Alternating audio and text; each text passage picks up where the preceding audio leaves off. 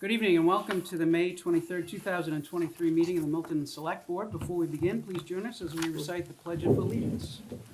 I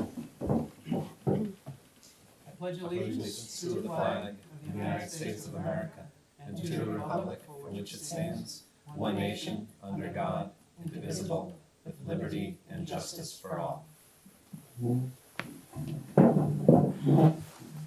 Thank you for that. Before we begin, we have some sad news that came to us last week.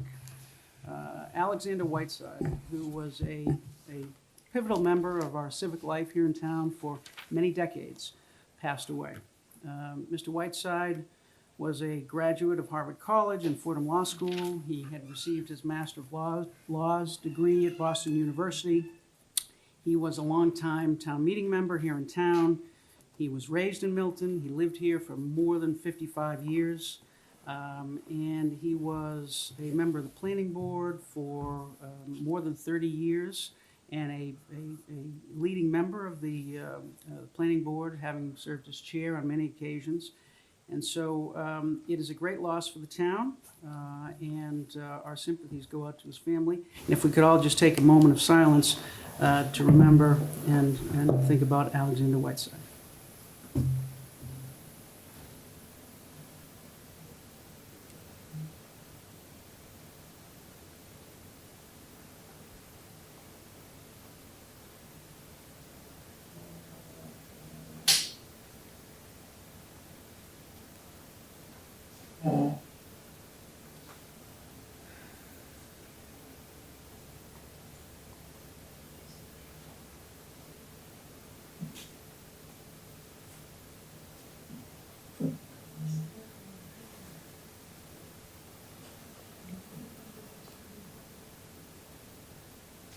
Thank you for that.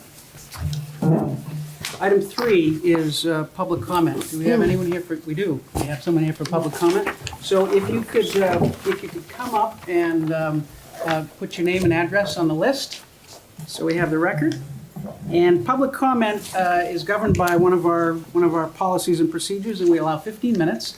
And 3 minutes a person. 15 minutes. Don't worry about that. 3 minutes a person, and if you could just address the chair and go right ahead. Lori Conley, 43 Century Lane, Warrant Committee member. Tonight, at Citizen Speak, I would like to raise the issue of the construction of the new school in Milton. As a current member of the Warrant Committee, I have spent a considerable amount of personal time researching this issue, from state and federal approvals, financing, and walking the land where we intend to build this school in the Lamb Woods. I'm very in tune with the issues based on my experience on the Warrant Committee, listening to all of the various boards and committees voicing their opinions on the topic. I'm here tonight with an alternative proposal similar to the Fontbonne Academy property that you previously pursued. There is a What was that? There is Go ahead. There is a 7-acre parcel for sale on Upper Blue Hill Ave for $2,950,000. If we call it $3 million, it is 1/3 the price of Fontbonne. I do not know if anyone here or if anyone on the school building committee is already aware of it recently being offered for sale, but I wanted to bring it to your attention. As I know, the school building committee pivoted when the Fontbonne property was made available. With regard to Fontbonne, the acreage was less and had a building to contend with for the price of $9 million. This does not have a building to contend with. It's the magic number for the amount of acreage that you want to build on for 1/3 of the price. It is 1.5 miles from the Lamb Woods and seems to me like it would be a much quicker and easier project than having to get the state and federal agencies to approve. That would save time and be a more expedient way to solve for the critical overcrowding that we have heard about for years. This would be a more fiscally responsible alternative to the potential legal issues that would hold up the Lamb Woods construction. We have a critical need for space in the schools that was not addressed in this past budget cycle. Please seriously consider this alternative before it's too late and the land is purchased by a developer for a high-density 40B project. I look forward to working with you to find solutions to our current overcrowding issues. Thank you. Thank you, Ms. Connolly. We have a couple online as well. Okay. I will just say, we don't usually engage in dialogue, but I will tell you that just came to the attention of the school building committee, so I imagine there'll be some action on that. That's awesome. Thank you. So John David Corey has raised his hand on Zoom. All right, if we could promote Mr. Corey, is that what we'll do? And if you could just state your name and address, and then go ahead.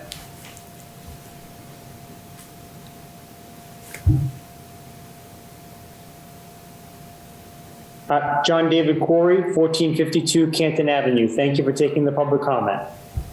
You can hear me okay? You're coming in loud and clear, John. Okay, very good. Thank you, sir. Growing up in Milton, I have fond memories of walking, bicycling, and jogging along our shade-covered streets. But these activities are unheard of today, as the town continues to be under siege with high volume, high-speed cut-through traffic.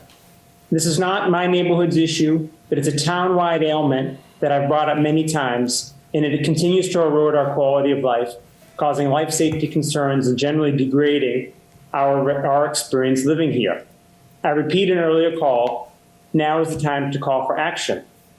While there are many reasons for the change in traffic patterns, as I've mentioned before, the most obvious one is Waze, always looking to save a few shortcuts, a few minutes off a commute, and we need to start to claw back our streets and build resistance into the road system. The only way to get the streets back is to slow the cars down. Eventually, Waze will keep people on the highway versus cutting through our neighborhoods.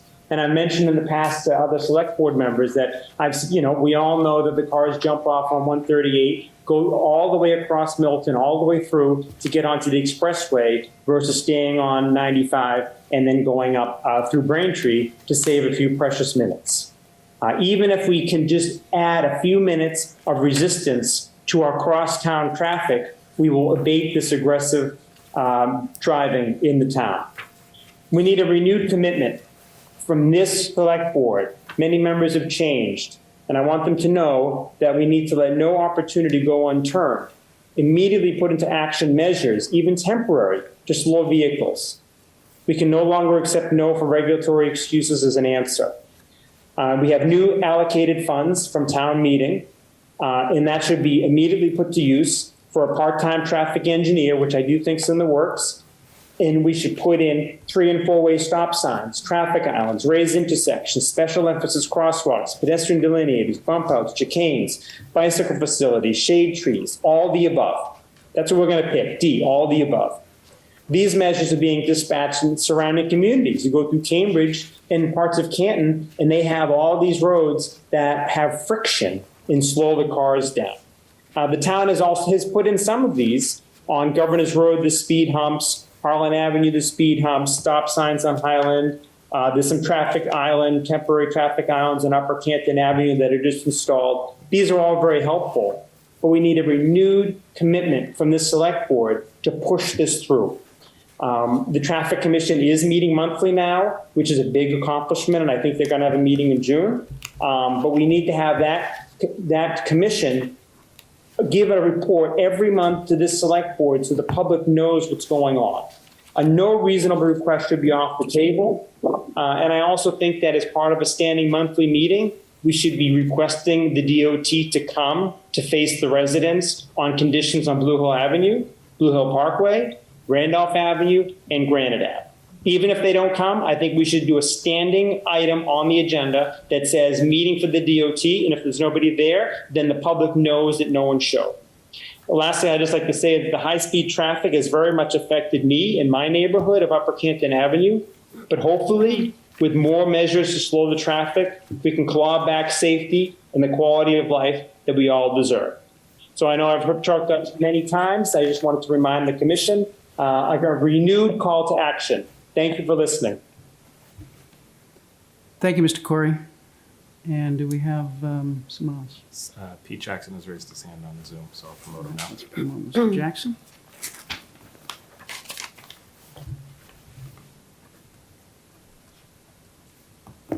What's that?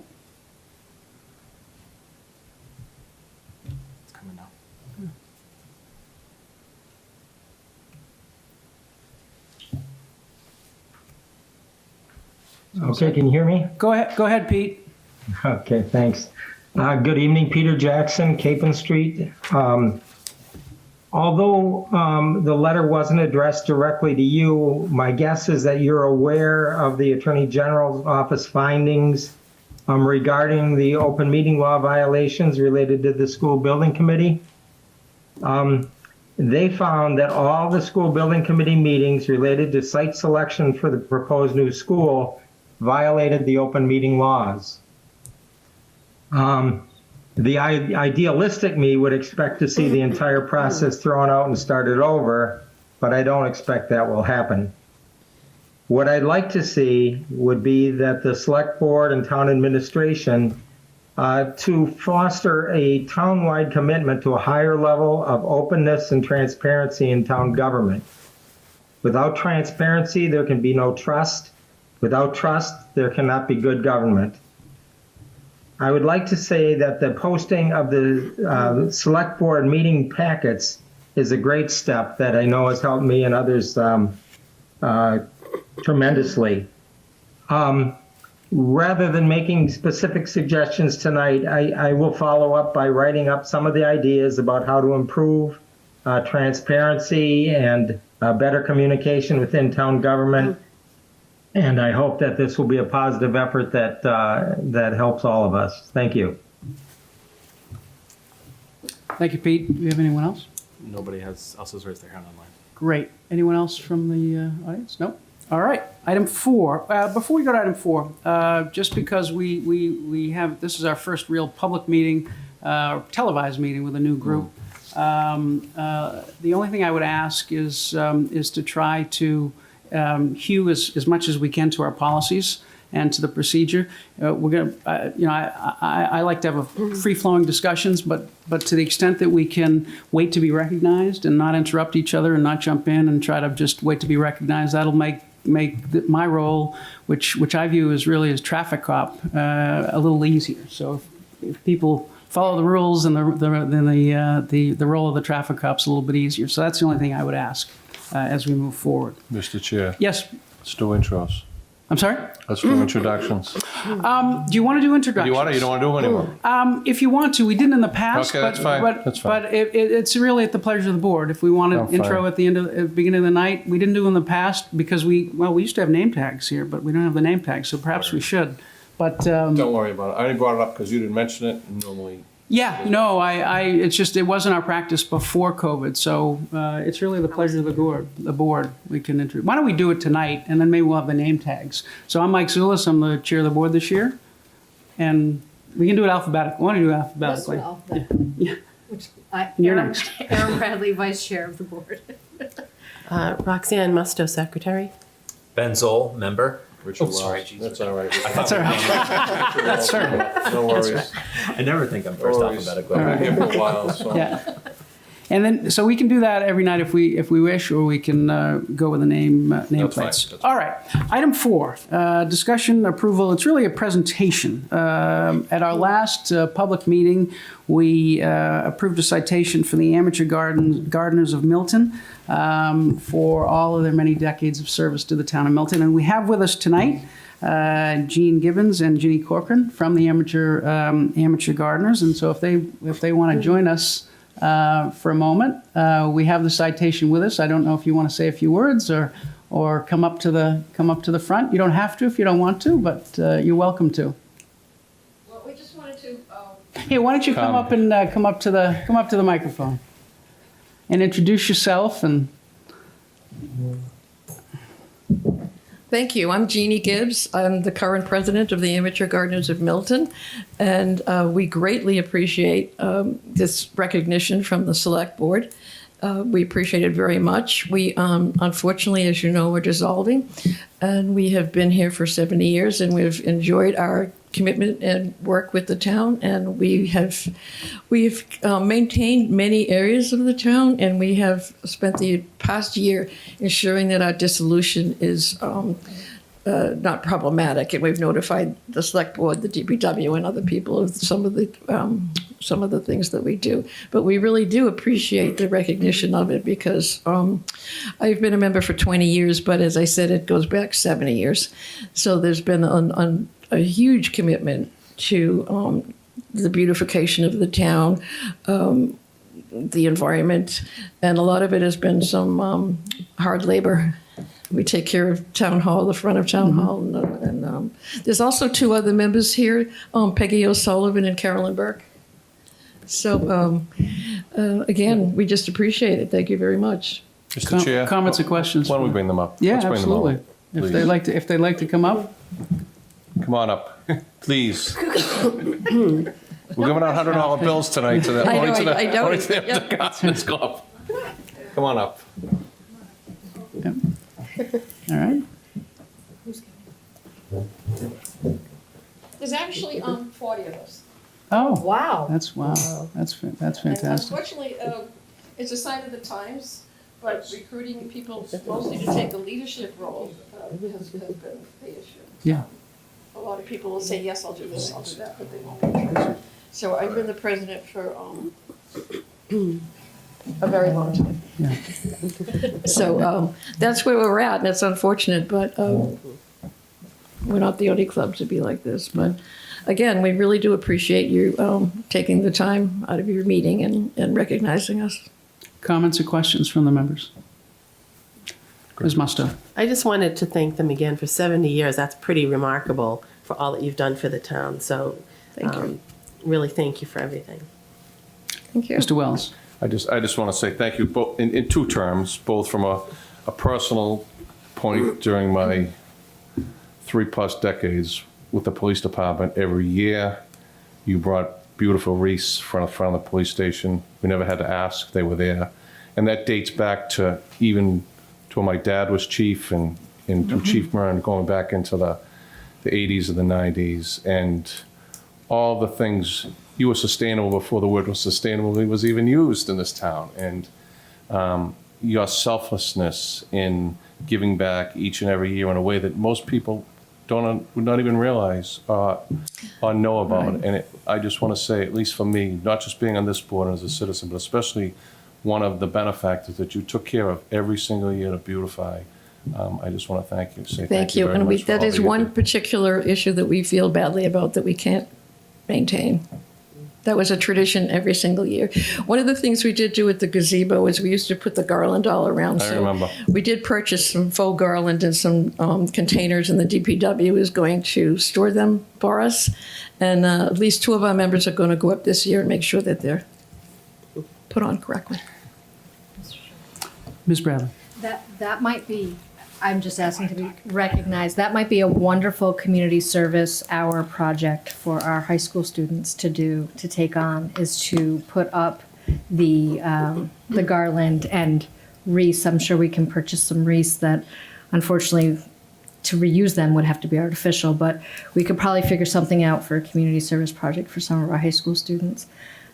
Just real quick, as somebody who has 0 green thumbs, my grandfather was a gardener, and my great-grandfather was actually the gardener of a very large Scottish estate.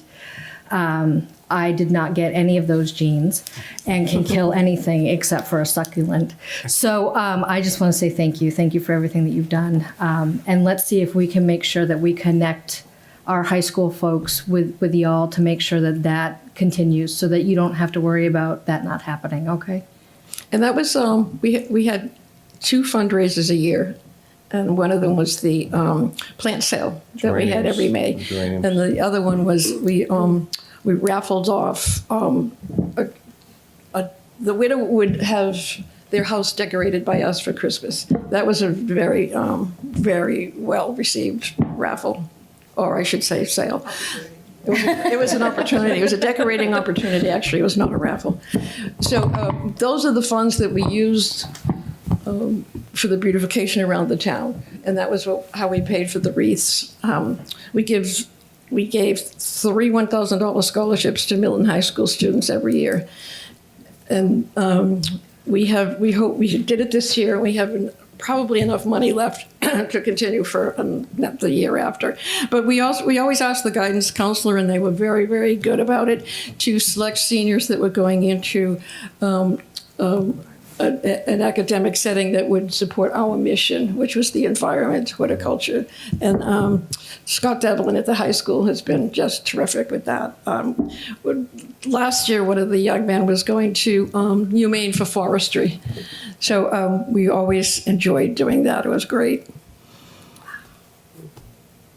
Jeannie, before I read the citation, I will add on a personal note. I think it was 2 years ago when you were having your sale, you had a raffle, and you had these two beautiful pewter planters. And you won. And my now 10-year-old she convinced me to put her name in, and we put her name in, and that bailed me out for Mother's Day. I sold you the ticket. What's that? Oh yeah, I did, that's right. yes. That's and, right. And That's those right. were extremely expensive. There's one of our members that would donate those. They were worth several $100s. They're still in our living room. They're beautiful. They're beautiful. They're from Deruta, Italy. Yeah, I remember. Yeah, I remember. So I have a special connection to for at least saving me for 1 year for Mother's Day. So the citation that we voted on a few weeks ago at our meeting reads, official citation, be it known that the Milton Select Board hereby extends its appreciation to the Amateur Gardeners Club in recognition of your dedicated service to promoting civic beautification within the town of Milton for over 70 years. Your commitment to enhancing our community will always be remembered and appreciated. Be it further known that the Milton Select Board extends its best wishes for continued prosperity and success, and that this citation be signed by the Select Board on this 23rd day of May 2023. So thank you very much to all of you.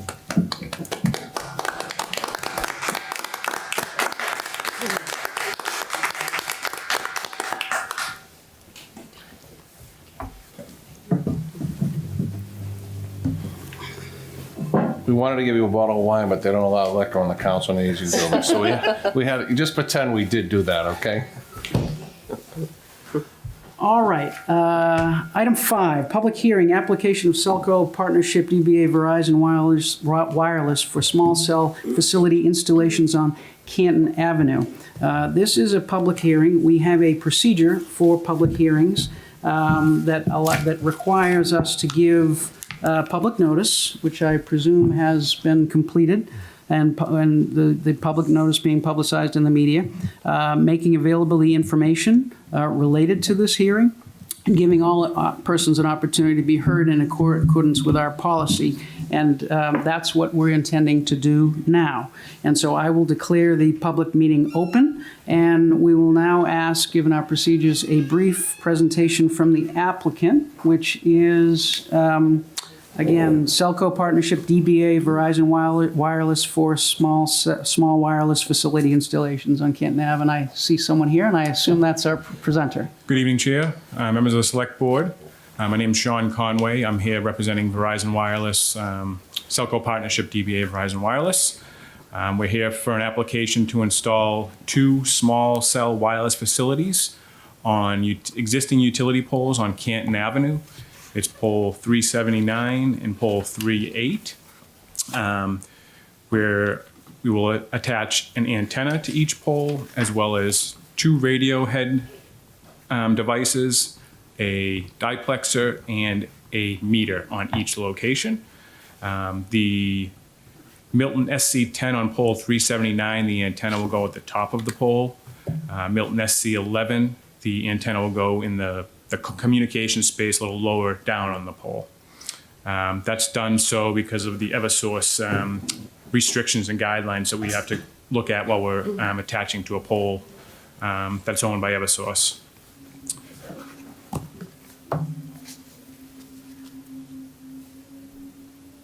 And so, yeah, so these 2 locations were selected due to bring some capacity into the area of the high school, as well as the neighborhood that's in that area. We've received several complaints from members of that neighborhood.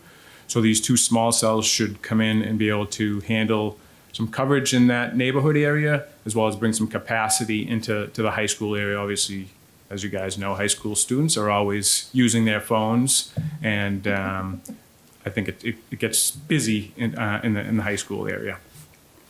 That's all I have for presentation. Open it to any questions or anything from. Thank you, Mr. Conway. First, Sure. we'll go to questions or comments from the public. I don't see anyone here, so the question is, do we have anyone appearing by Zoom? Zoom? Thank you. I was trying to decide whether I should say by internet or by Zoom. By Zoom, thank you. Do we have any comments or questions by anyone appearing by Zoom? Nobody has raised their hand. All right, let's give everyone a moment. If anyone appearing on Zoom has any comments or questions for Mr. Conway on the proposed small wireless facility installations on Canton Avenue. Going once, going twice? No one? Nobody. All right. Comments or questions from the Select Board? Ms. Go ahead, Musto. Roxanne. I have a quick question. I'm wondering if you could show on a shared screen so people that might be watching what this is going to look like on Canton Ave, like what we have now. Do you have like a side by side of what we have now? There was a drawing that was included in the application for each location. I'm just thinking for people that might be at home or Are watching you it guys if able they to bring wanted up the to see it. application and share Yeah, I it? can bring it up. I'm not in Okay. the Zoom. Give me a moment. Thank you. Most people will not even realize they're there. They'll drive right by. Right. They'll They drive look right very by. similar to a transformer. The Yeah. antenna does, and the equipment that's low on the pole would look like stuff you'd see out there: telco boxes, cable boxes. Because sometimes people, they'll see something new and they don't know what it is. Sure. If it's new, so might just want to see if you can just show it.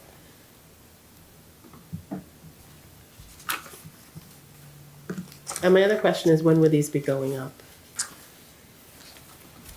Assuming we were approved, these would be in construction this summer. And yeah, the sooner we can get them up, the better. Obviously, we'd like to get them up before the next school year. Yeah. Is this the That is diagram that you were looking for? Yep, that would be the location that has the antenna up top. So you'll see that the pole is at the top of the pole. It just shows the drawing there.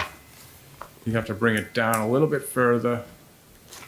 So down lower, you'll see the meter is the lowest piece of equipment that's on the. You've seen those meters everywhere, the side of your house. They're out there on poles already. The converter that converts our electricity up to the two radio heads that are there just above that. They sit side by side on the pole in a tan bracket.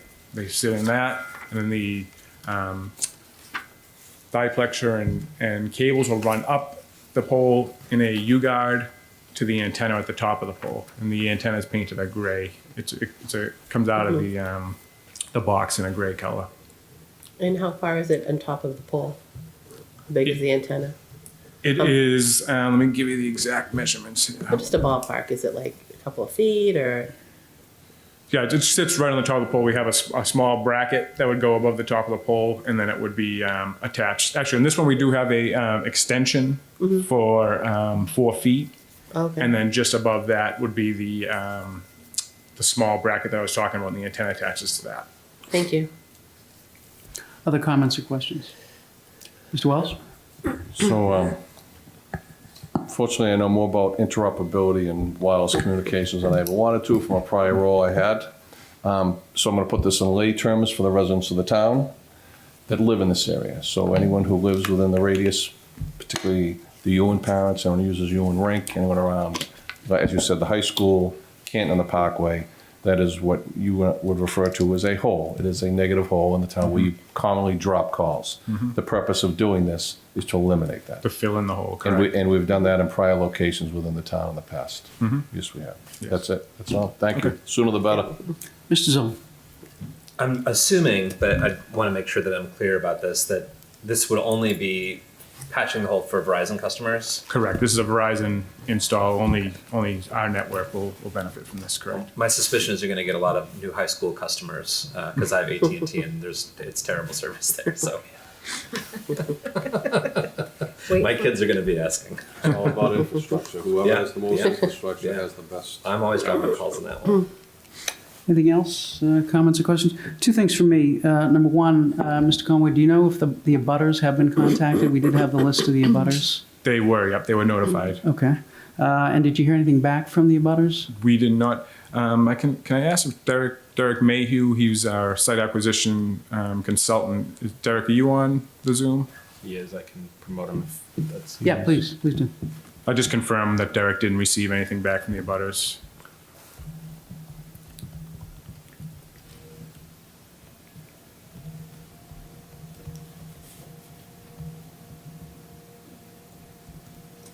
Good evening. Can you guys hear me?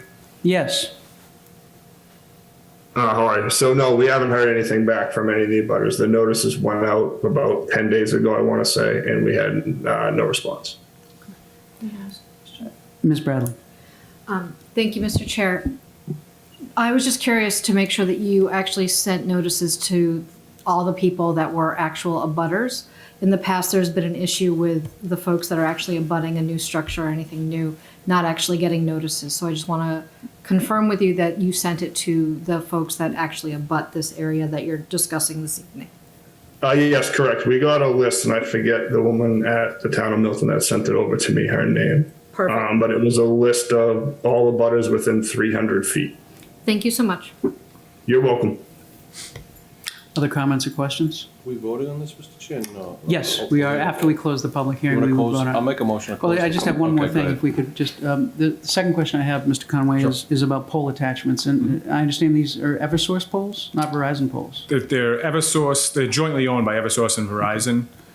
This one pole that we were just looking at with the antenna up top was an Eversource pole, but because Verizon needs to bring us facilities to it, they'll be buying into the pole, so it will be a jointly owned pole as well. And my question is about pole attachments. Do you have, is this going to, is there going to be additional space available on He's the poles? very parochial in his questions. Well, this is, yes. Is there going to be additional space available for town facilities on the poles? Do you know that? On this pole, I couldn't speak to what Eversource would do with the, I mean, do you Oh, no, I guys- understand that. I just, do you happen to know whether there is remaining space for additional pole attachments on these poles? These poles are very busy down that street. There certainly is some space. I don't know what type of attachment you're talking about, because like with our antennas and our equipment, we need certain spacing. I know when you're putting a cable up there, you don't need all the spacing that we need. You can kind of just plug I'm it into thinking that about communication fiber. space. I'm thinking about fiber for broadband. So yeah, there would be space for a cable, a fiber cable to go through there. Great. I Other was com- wondering if you were going to ask if you're going to put a dish on there. No. Just a fiber cable. Other comments or questions? All right. And any other hands raised in the group? So Stan Yusevitz, Stan Yusevich is also with us. He's Verizon Wireless State Government Affairs. he has raised his hand. Oh, please, yeah, please promote him.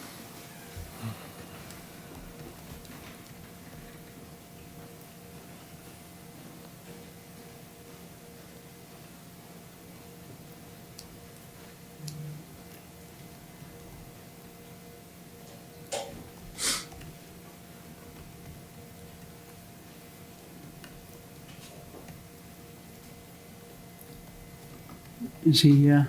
I lost him. Hold on. Here he is. He's on Canton Ave near Indian Spring trying to call, and he just can't get through. Hello.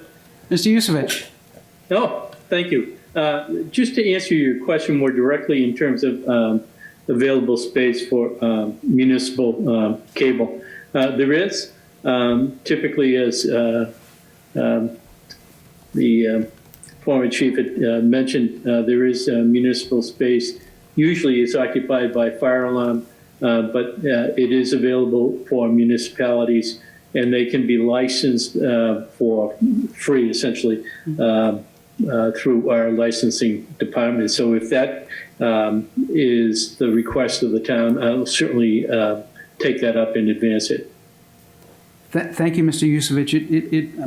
My guess is that it will be a request of the town, given the fact that the town has appropriated funding to move forward with a new INET throughout town. And so we have the funding, and now we've approved the design. We're at the design phase, and then we'll proceed after that to construction.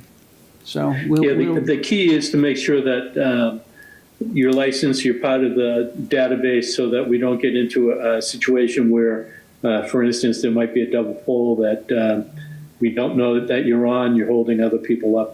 So just want to make sure that the protocol is followed and any questions that you might have are answered in advance. Very helpful. We're getting a little far afield of this agenda item, but that's very helpful. Understandable. Yeah. Anything else from members of the public or members of the board? With that, I'll entertain a motion to close the public Mr. Chair, I'll hearing. make a motion to close the public Is there a hearing. second? Second. All those in favor? Aye. Unanimous. With that, I'll entertain a motion to Mr. approve. Chair, I'll make a motion to approve the application of Suckle Partnership DVA Verizon Wireless for small wireless facility installations on Canton Avenue, poles 3-79 and 3-8. I'll second. Motion been made and seconded. Any further discussion? All those in favor? Aye. Unanimous. All right. Thank you, Thank you, Mr. Chair. Conway. Members of Thank you, the Mr. Select Board. Yusevich. Thank you. And thank you, Mr. I don't remember the other fellow's name. Mayhew. Mr. Mayhew. All right, items. Thank you all. Thank you. Thanks. Item 6 is update discussion of multifamily zoning requirements for MBTA communities. Is this you, Mr. Milano, or Mr. Zawinski? Mr. Zawinski is joining us as we speak. All right. I'll turn over the floor to him once All he's right. settled.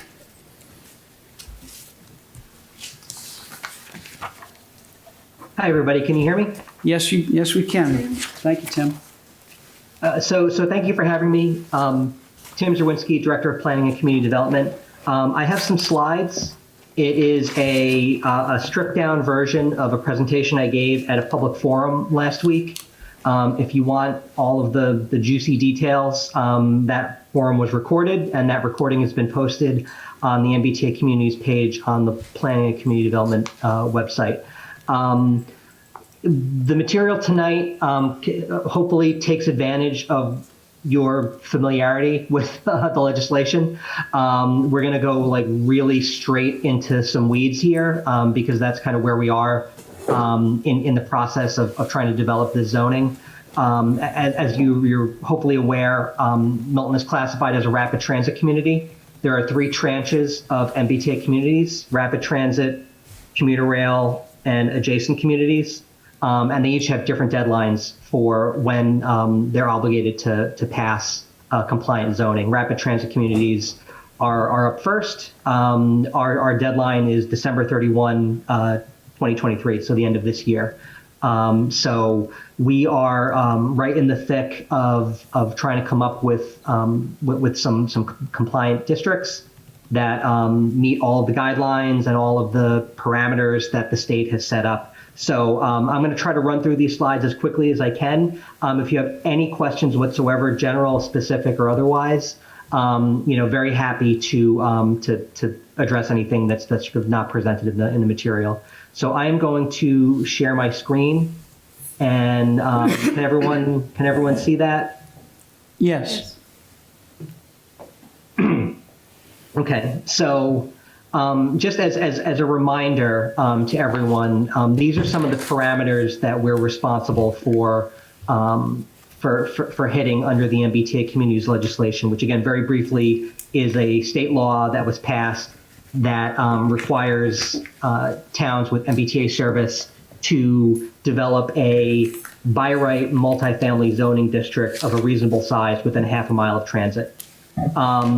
So there's a certain amount of developable area in a half a mile of transit in the town of Milton.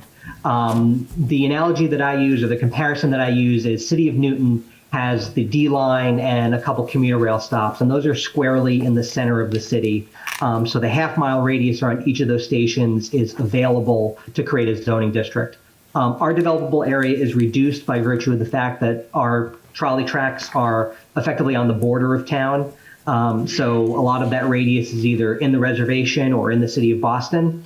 The way that the DHCD guidelines have been set up is they acknowledge this fact and they correct for it by allowing us to locate as much as half of our zoning district outside of that transit area. And I'm going to use that term transit area to refer to the half mile radius around our 4 Mattapan trolley stations plus Mattapan Station, which captures a part of town.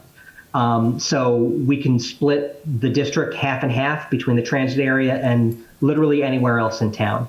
We can use multiple sub-districts with different sizes, different locations, different dimensional requirements. The only stipulations there is that half of our district has to be contiguous, so it can't be a patchwork of little sub-districts. And each sub-district has to be at least 5 acres, so you can't zone a parcel here, a parcel there, and kind of add it up. They have to be, relatively sizable, and then half of the district has to be contiguous. The dimensional requirements are kind of up for grabs, and the way that the state is measuring all of this is collectively on an average basis. So, our dimensional requirements can be whatever is, reasonable and feasible for zoning requirements. And the density in any given sub-district doesn't have to hit the 15 units per acre minimum that the legislation lays out, as long as the cumulative density of the entire district is 15 units per acre. So the example here with some really quick math is, half the district can be 5 units per acre, which is far below 15 units per acre. And then the other half can be 25 units per acre, and that all averages out to 15. And so it's a little bit of flexibility. What we're going to find as this presentation goes on is that flexibility is good, but there's other elements of the guidelines and of the tools that the state has put at our disposal that kind of limit that flexibility. So what I'm going to talk about for most of this presentation is a tool called the compliance model that the Department of Housing and Community Development has put together. This is the main method by which DHCD is going to determine whether our zoning district complies with the law and with their guidelines or it doesn't. It is a software tool that takes the form of an Excel spreadsheet that's connected to a geographic information system where, to kind of put it very simply, you draw a line around your zoning district in GIS. That grabs all of the parcel information, that's sort of metadata that's behind all of those parcels. You plug it into the model, and then you plug in your dimensional requirements. So in this district, which applies to these parcels specific to Milton, we're going to have this height restriction, these setbacks, and this density. And then it'll spit out, basically a report card. And we'll see a version of that report card. We've done one run through the compliance model. It is a highly technical process. We do, theoretically have the in-house capacity to run this model, but the state has put at our disposal a number of technical assistance resources in terms of direct technical assistance and grant funding that we've taken advantage of. So through the Massachusetts Housing Partnership, we're working with UTIL, which is a planning and design firm, and we've had them test 4 sub-districts. So the entire, and you'll see a map in a minute, the entire transit area is divided into 2 sub-districts. One of those sub-districts is effectively the Residence C zone in the transit area. And then the other sub-district is the A and B zones in the transit area. We tested the East Milton Business District, and then we also tested on Granite Ave, the State DPW Park and Ride Lot, and the American Legion Hall. The thinking behind these sub-districts is obviously we have to do something in the transit area. And then East Milton and Granite Ave, we thought these are non-residential. They have relatively large parcels. There's an opportunity to do, what we would consider to be traditional apartment buildings. Because once you sort of get away from those larger parcel non-residential areas, now we're starting to talk about, well, where in the residential neighborhoods are we doing this? And so we're eventually going to have to get there, but we wanted to see, can we get away with, not really kind of creeping into the residential neighborhoods if we can avoid it. So this is just a quick map showing what these sub-districts look like. The blue is sub-district 1, which is the C zone. It's kind of characterized by those smaller lot sizes. The yellow is the A and the B zones. That's sub-district 2 in the transit area. That's the Columbines and Milton Hill. In orange, you have the State DPW yard and American Legion Hall. And then in red, you've got the East Milton Business District. So this is sort of what the inputs are for what we put into this compliance model. So step 1 is you draw the line around the district, and that captures all the GIS information. Step 2 is you put in these dimensional requirements, which are typical of zoning.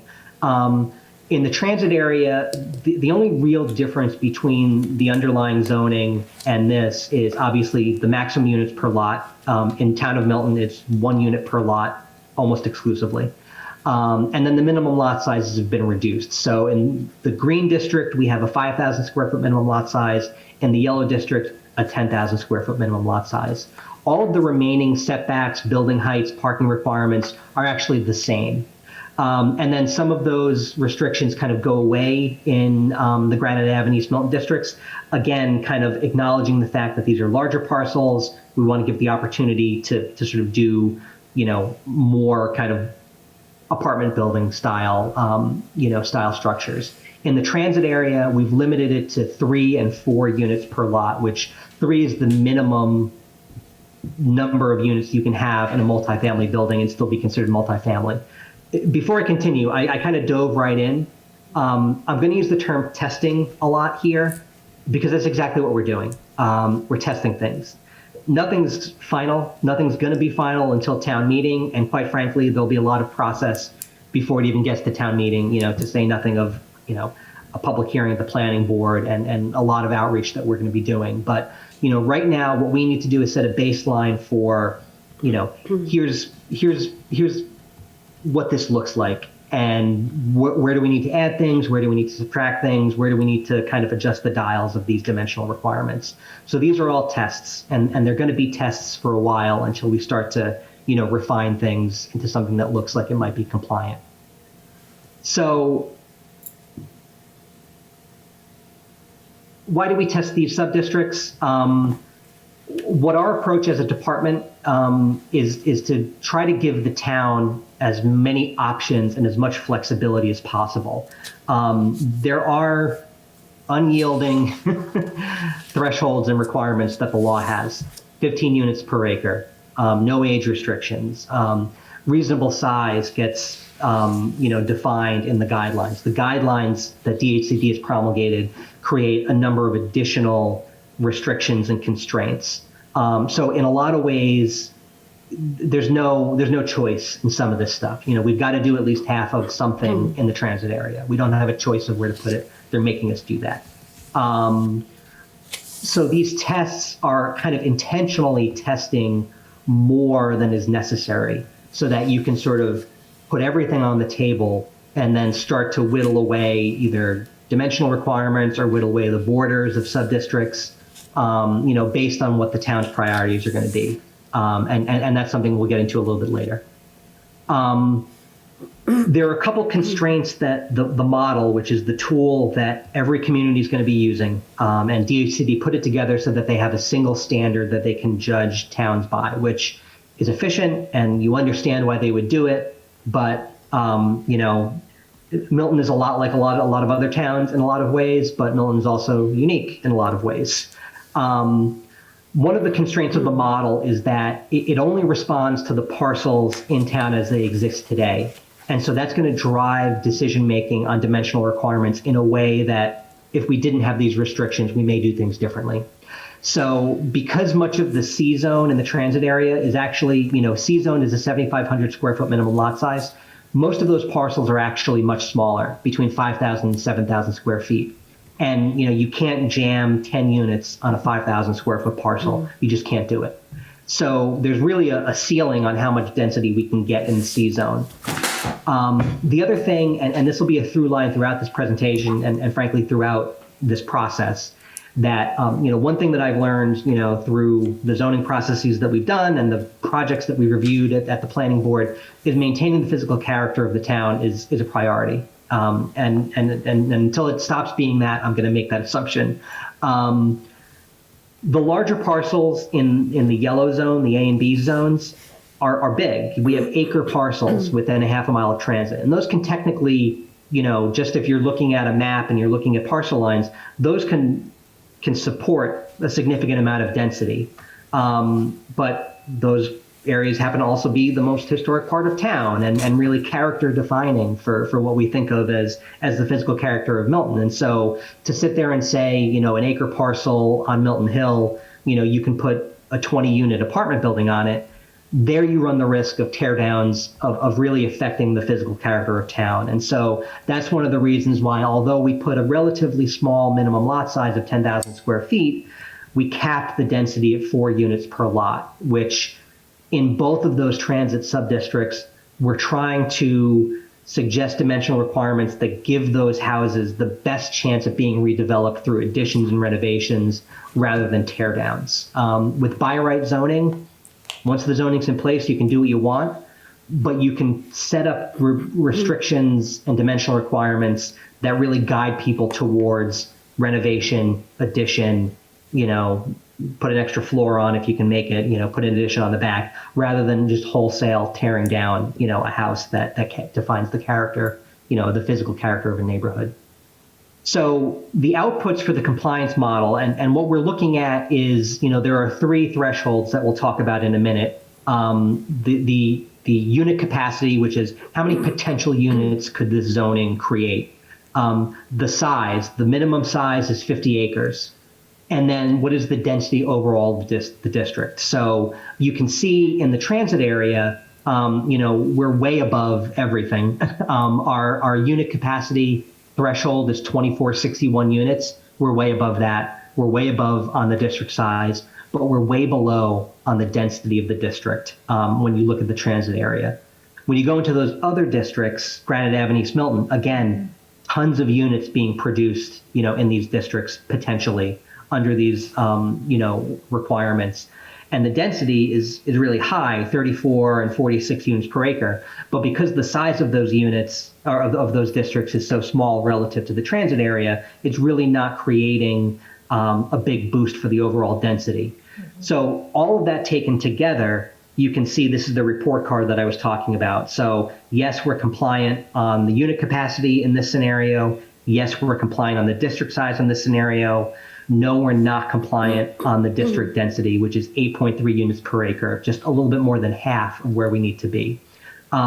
This scenario that we tested, we sort of knew this wasn't going to necessarily be a feasible scenario.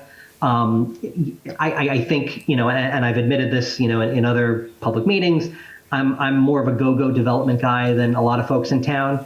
I still don't think that we should be overshooting our unit capacity number by almost double. We should probably try to modulate that number. The district size can probably come along with that. We're going to need to get to the density that we need to get to. And so that's going to mean additional tests, bringing additional sub-districts, modulating the districts that we have in ways that kind of bring up that density number. So, so what did we learn? Because it's a test, and we want to learn things from the test. And just like I said, it's not going to be difficult to satisfy those first variables of the minimum size of the district and the zone capacity of the district. Even if we really chop those districts up, we're still going to be way above 50 acres. We're going to be comfortably above 2461. But it's the density that's going to be the trouble. And that's going to cause a lot of downstream effects for where we go next and what we do next. So just to kind of underscore, it's the transit area that is dragging down our density number. And that's the area that we have to zone for. And that's the area that has that constraint of, and I'll show you this, in the next couple slides, that what's driving these numbers is the existing parcelization and what are the possibilities on those parcels as they exist today. So the model doesn't assume that if you're in the green zone and you have you have a 2,500 square foot lot and there's a 2,500 square foot lot next door to you, it doesn't assume that you're going to buy that lot to create a zoning compliant lot and build 3 units on it. So if you're below the minimum lot size, we don't get credit in the model for any units whatsoever. So it doesn't contemplate consolidation of undersized parcels, and it doesn't contemplate subdivision. So in the yellow zone, which is a 10,000 square foot minimum lot size and 4 units per lot, if you have an acre, which has 4 of those 10,000 square foot lots inside of it, if you were to subdivide it, we don't get credit for that subdivision because it doesn't assume that there's going to be a subdivision. So once you get above 10,000 square feet in that subdistrict, you're only getting 4 units, irrespective of how big the lot is. And so that has an effect on our overall density number that you'll see in just a minute. So this is the prevailing lot sizes in that green transit area. And so the median is 7,000 square feet. The mode is 180 parcels that are in that 5,000 to 6,000 range. So that's our cutoff for minimum lot size in the scenario that we tested. The compliance model does not give credit for unit capacity to parcels that are below the minimum lot size, but that land is still in our gross density calculation. So it's a math equation. The numerator is the number of units that you could potentially produce. The denominator is the overall land area of the district. And so everything that's under this X is not giving us any units, but it is dinging us on the gross density in terms of land area. It's even more pronounced in the yellow zone. So we set that 10,000 square foot minimum lot size. And so that's here. There are 19 parcels like that. Everything to the right on this chart is above 10,000 square feet, could potentially be a zoning compliant lot. The median lot in this subdistrict is 25,000 square feet. So the implication here is every single one of these parcels is only giving you 4 units apiece, irrespective of its size. So there are 14 parcels that are greater than 100,000 square feet. So you could have 10 parcels of 10,000 square feet on a 100,000 square foot lot. Each of those gives you 4. That would give you 40 units, but the model's not assuming a subdivision there. So you've got all of this area and you're only got 4 units on it. And so that's really dragging down the overall density figure. So that leads to a number of questions about what are our priorities and what are the trade-offs inherent in those priorities. And so question 1 becomes, is preserving the current physical character of the transit area as much as possible important? My assumption going into this is that it is important. And if it is, we need to find density gains elsewhere in town in order to hit our compliance numbers and preserve that set of dimensional restrictions that give the transit area the best possible chance of not experiencing a lot of teardowns.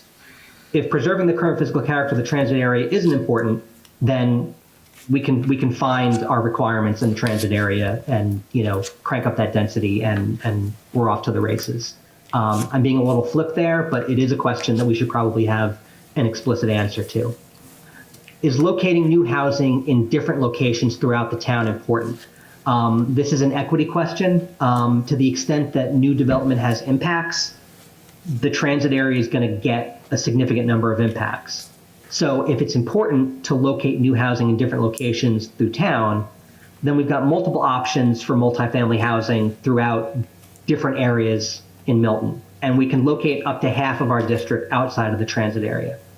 If it's not important, then, as I said, the impacts on the transit area will be significant, but we may be able to hit our marks entirely in the transit area. How much parking is needed in new multifamily housing? Parking is the driver of site plans and the driver of the size, shape, and impact of new multifamily development. More parking means less space for everything else, not just housing, but open space, amenities, circulation, everything. The more parking you require, the more expensive your housing becomes. Surface parking is expensive to build and doesn't provide a return for a developer. Structured parking is off the charts expensive and also, no one's paying rent on their parking space. They're paying rent on the housing unit. So the more parking that you require, the more expensive the housing becomes. The bigger the site has to be, the more impervious surface the parcel has. And then excessive parking requirements. When you build parking, people bring their cars, especially in the transit area, which, one of the goals of this legislation is to encourage development where people can reasonably be expected to use transit and reduce their vehicle miles traveled, which has safety impacts, climate change impacts, pollution impacts, quality of life impacts relative to congestion. So if we feel like we have to have a lot of parking, we're going to wind up exacerbating a lot of the problems that, and we heard this in public comment earlier, relative to traffic and congestion and cars on the road. If we want to, be a little bit more deliberate about the parking that we decide to include in these zoning requirements, we have a chance to be a little bit more flexible in terms of what the dimensional requirements are. And then finally, our community benefits like affordable housing, open space, commercial space, and public realm improvements important. We're accustomed in Milton to doing special permit zoning where there's a discretionary, relief given to zoning requirements. And in exchange, we like to sort of pull back some benefits. The Milton Village zoning is a great example: affordable housing, historic preservation, public realm improvements. Under a by right zoning scheme, which the law is requiring us to create, you really don't have that opportunity to get those types of exactions. One thing that we are able to do is, what the state is concerned with is there has to be a by right option that meets the minimum requirements of density and everything else. And so what you could potentially do is set a by right level of density that's allowed, and then give a bonus under a special permit above and beyond that. So you could say, you can build 25 units per acre on this parcel, or you can build 30 units per acre, but we get more affordable housing, or you have to rebuild the sidewalks, or something like that. So the state is really concerned with not loading up the by right scheme with a lot of goodies that could potentially stifle development. But if you want to give a bonus above and beyond those minimums, you can certainly be allowed to do that. And so that's something that a lot of different towns are exploring. But the key becomes setting that minimum level at a compliant level. And that may be not as easy to do as we would hope. So I'm still operating under two key assumptions, and I haven't heard otherwise from anyone to lead me to believe these two assumptions are wrong. That the C zone, 3 units on a 5,000 square foot parcel is about as much as you can expect there. 4 units is tough, very tough. And then a smaller lot size becomes even tougher. So we're really at the max in the majority of parcels in the C zone. And then again, we want to preserve the physical character of the district where possible by avoiding teardowns and encouraging renovations and additions. And so that means not loading up the density in the transit area where you see a situation where houses are starting to be knocked down for multifamily buildings. If you remember the condo conversion bylaw that we talked about 2 years ago already, one of the goals behind that was to take these big grand houses and give people the opportunity to kind of cut them up into multiple condo units, and then you preserve the physical building, you add housing, and everyone's happy, ostensibly. We wound up not bringing that to town meetings, so maybe not everyone was happy. But that's the kind of concept that we're trying to encourage here. So if these assumptions are accurate, we need to boost our overall density numbers by zoning for higher density elsewhere, or we need to remove parts of the transit area that are pulling down the overall density level, where I talked about some of those really small parcels that are really doing nothing for us, some of those really big parcels that are not doing nearly enough. We probably need to do both. So to answer the question of what's next, there's a couple additional sub-districts that we're going to be testing where multifamily may be feasible. And again, what we're trying to do is target larger parcels where there's either already non-residential or existing multifamily uses. And so, I'm going to show you some parcels. I'm going to show you some maps. These are tests.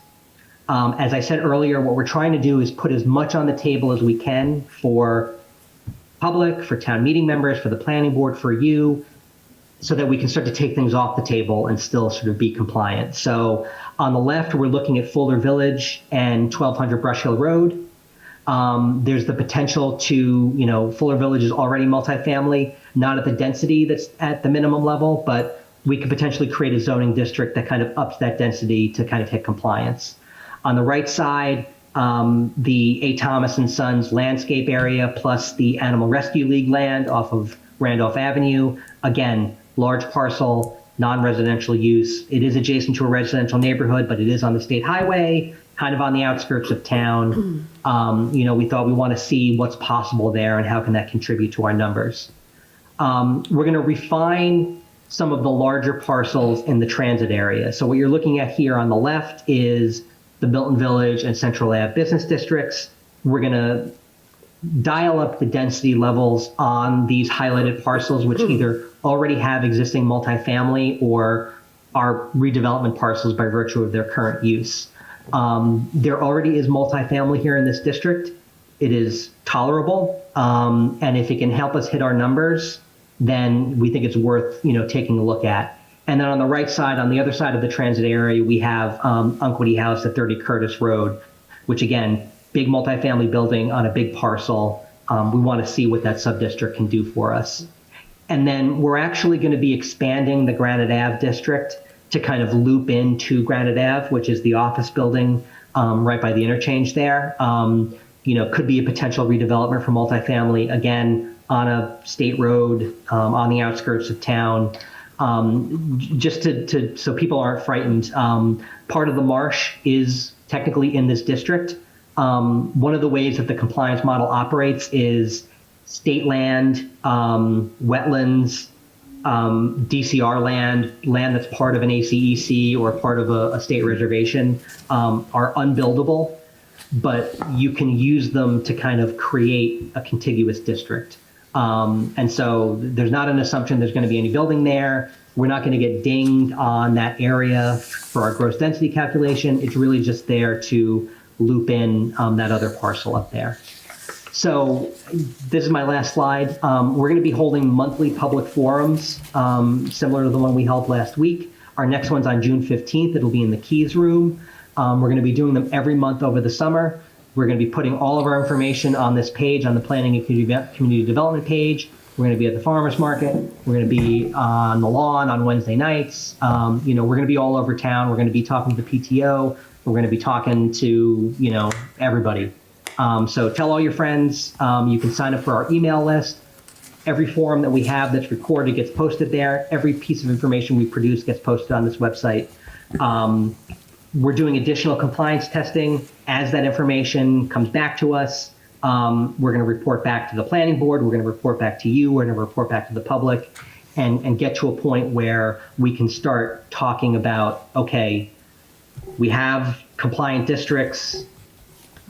What are the effects going to be here? And can we start, taking out the scalpel as opposed to, I'm shoveling things onto a pile here and we're going to start taking stuff off the pile with a little bit more care and discretion.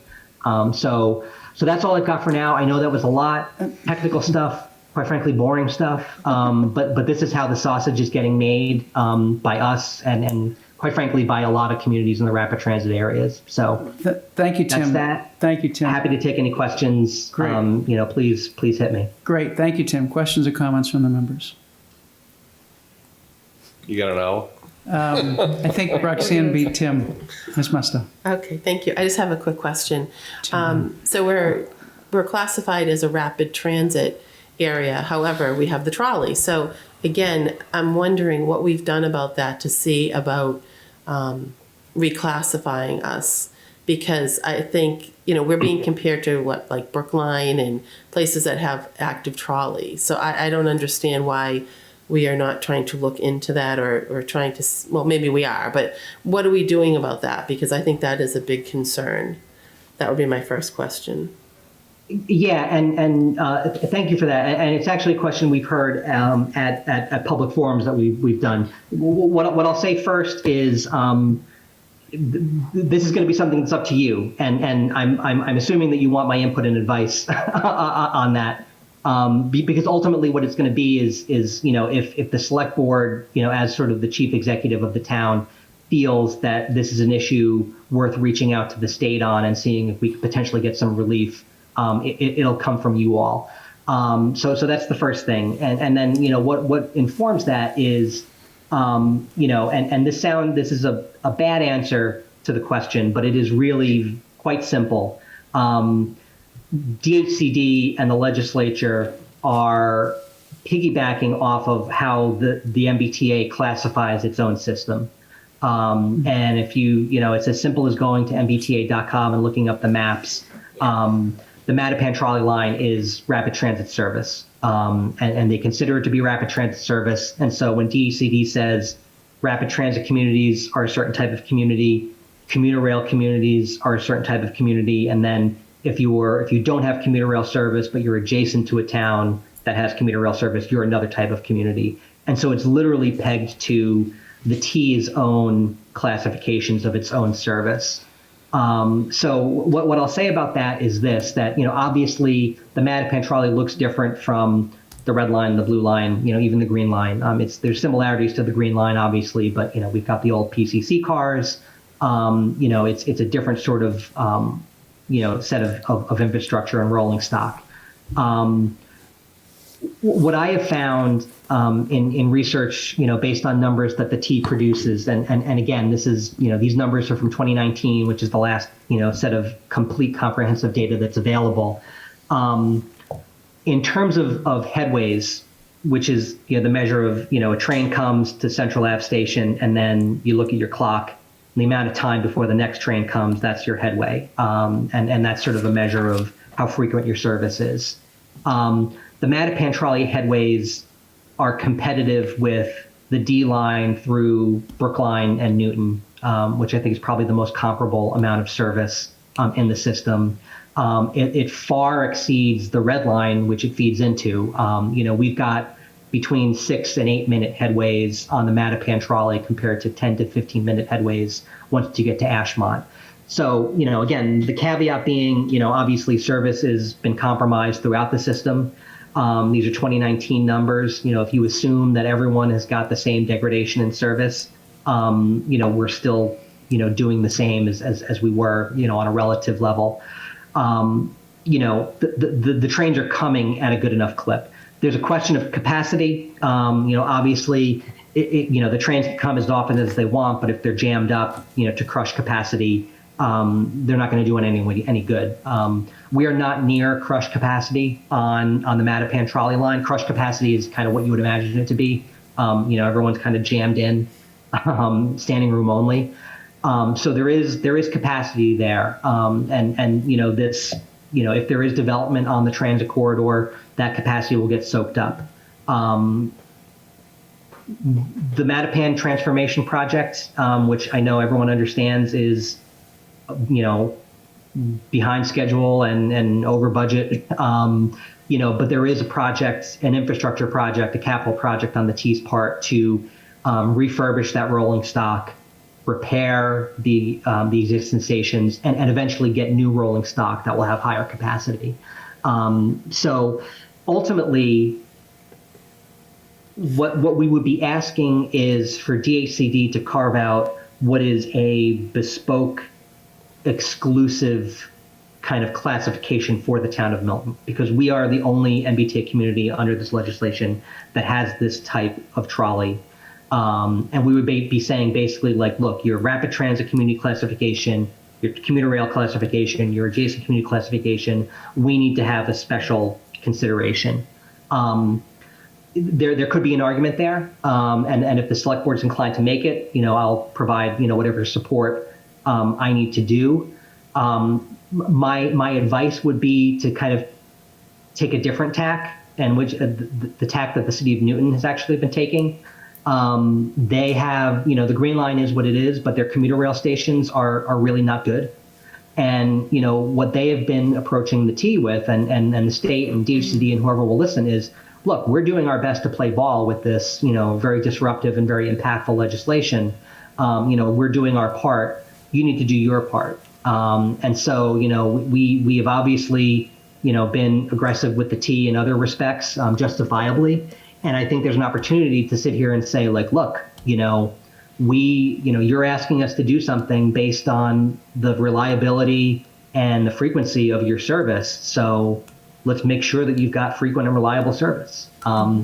So that's kind of where I stand on that. But again, if the board believes that there's truly a significant difference between the Mattapan trolley service and other types of service throughout the system, that's definitely something that the board, the select board can pursue, and I'll, provide whatever support is needed for that. So I just had a couple of quick follow-ups. One is, what is the next category down in terms of units? What's the classification? And also, have you talked to other towns that are in a similar situation? Are there any kind of meetings going on between town planners in different towns on this, or, you know? Yeah, so to answer that second part of the question, because I'm going to be looking up the answer to the first question. So I have been kind of on my own in touch with, I've been talking with Newton and Brookline kind of particularly. Brookline is, in addition to Milton, the only other town meeting community in the rapid transit classification. The rapid transit communities are who you would expect if you looked at the map: Quincy, Braintree, Cambridge, Somerville, Chelsea, Brookline, Newton, and then there's a handful of others, Revere, obviously. Brookline being the only town meeting town besides Milton. And then I think Newton, again, similar type of service in terms of the D line, through their city. And, Newton and Milton are similar-ish enough. And in those two cases, those two communities actually were in the middle of zoning processes in their commercial districts when MBTA communities came down. And so they're actually piggybacking on those processes and are actually kind of, Newton is, after some initial fits and starts, is actually probably one of the leaders among the rapid transit communities in terms of the progress that they've made. And I think the seriousness and gravity which they've kind of embraced their pursuit of compliance. But I think everyone, and then, in addition to that, the Metropolitan Area Planning Council has been convening a group of representatives from all of the rapid transit communities for monthly sessions to kind of talk through, okay, what are you seeing in terms of compliance? What has your interaction been with the state? What has your interaction been with your communities? And so there's, an exchange of ideas, of kind of insights and kind of comparing notes in terms of, where different communities are in the process. One thing that I'll say that's come out of that is, people have been working with this compliance model that DHCD has created. Like I said, you understand why the state has to create a standard tool that everyone uses. They're going to have to be evaluating 175 zoning bylaws. They need to have something to make an apples to apples comparison. That being said, the limitations and the restrictions of the model itself affect how you create this zoning. And if we didn't have to, hit certain thresholds or kind of do things, inputs into the model to kind of suit the model, we might be doing things differently. There's a lot of arcane details, but I think a lot of communities, Brookline especially, is kind of encountering stuff with, how it treats parking. It doesn't assume structured parking, it assumes surface parking. So when you say, there's going to be 30 parking spaces in this project, it's looking at a lateral, flat surface parking lot as opposed to a possibly multiple level garage. And that affects, the amount of density you can get on a site, just as kind of one example. So that's the type of information that kind of we've seen. Everyone is really making a really good faith effort towards compliance. Different communities are in different positions. Somerville, recently did a citywide rezoning that they're frankly not interested in tinkering with too much. And so they're kind of, I don't want to say struggling, but they're having a little bit of a tougher time. Newton is looking at all of their village centers. That's the zoning process that they were in the middle of. And they're trying to sort of backfill their zoning requirements, to be compliant with MBTA communities. But just to answer your question, Roxanne, about the first question about what is the next level of, types of communities. So really what it is the amount of unit capacity that you're responsible for. And that means that in rapid transit communities, again, the thinking being because rapid transit is the best kind of, service, that you are going to be responsible for, the most amount of potential new housing. And so, let me see, I'm on the website right now. So rapid transit communities, their zone capacity number is 25% of their existing housing stock. So we have, 9,400 something odd, housing units in town. 25% of that is 2461. That's where that comes from. The next level down is for commuter rail communities, and I believe they become responsible for 20%. I'm trying to find it on the website. It's probably in the guidelines. I thought it was 10. But that's the next level. And again, that's pegged to the type of service. So when I say that we would be asking the state to create a kind of unique, bespoke classification, it's because we're asking them to kind of redefine their own conception of what their service is. And then adjacent communities, obviously, I think they're at 15% of their year-round housing count. So those are the increments. So we would still have to produce a significant amount of housing, but obviously it's less. It would be less than 25% depending on the decision making that the state made. Thank you. Other comments or questions, Mr. Zoll?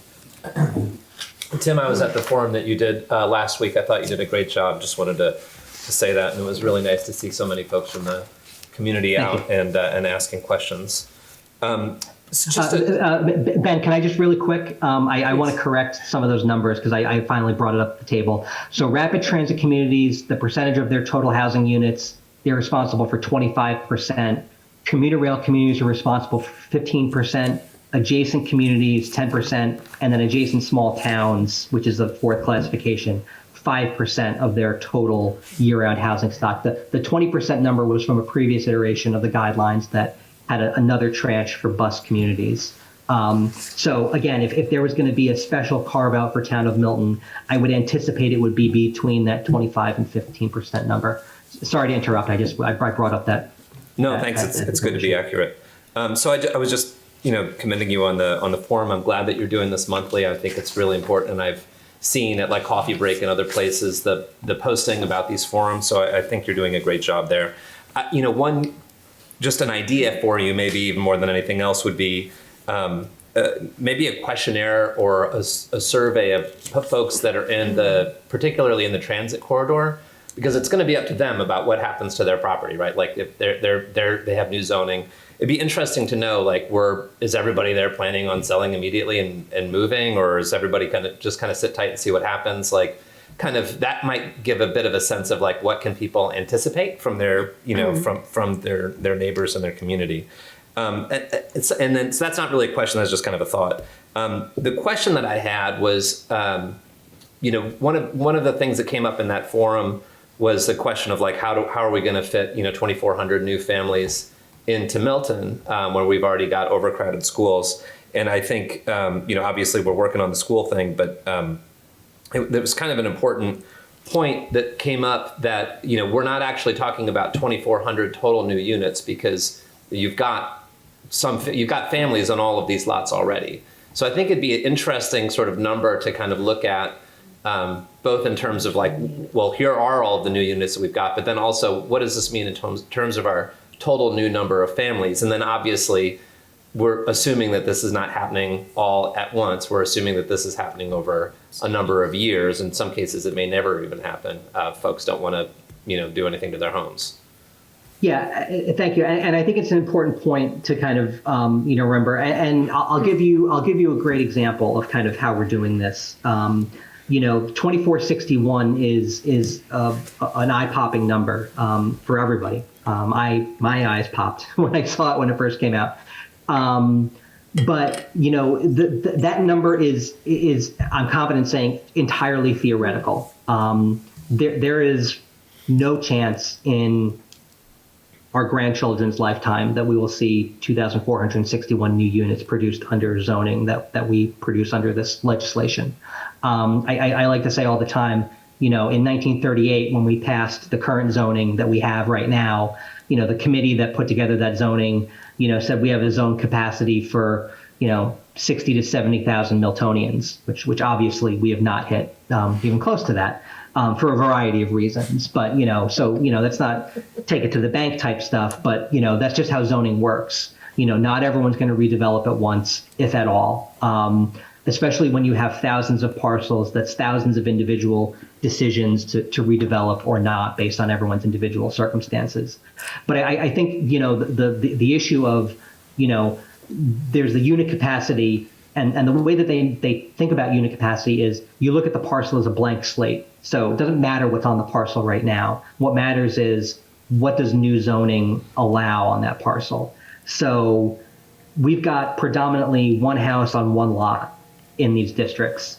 And so your unit capacity, if you upzone a single family lot, your unit capacity goes from 1 to 3, but your sort of net increase in units is only 2, right? Because there's already one unit on it. Now that unit, that family may not stay there; they may go away or whatever, and it's a new family plus 2 other families that move in. So on an individual level, that has implications. But from a municipal impact perspective, we're not even talking about 2461 net new units. We're talking about less than that. And again, the time scale here, and it becomes important because one of the things that the planning board is doing is using some grant funding that we got from the state to do a municipal fiscal impact analysis. You may have seen this done for large development projects in the past, where you sort of say like, okay, we know there's going to be 500 units on this piece of land in this discrete location in town. What's that going to do for police response and fire response and kids in the schools and pipes and roads and et cetera. Doing it for zoning is a little different because, again, there's no guarantee that anyone takes advantage of this zoning in any given year.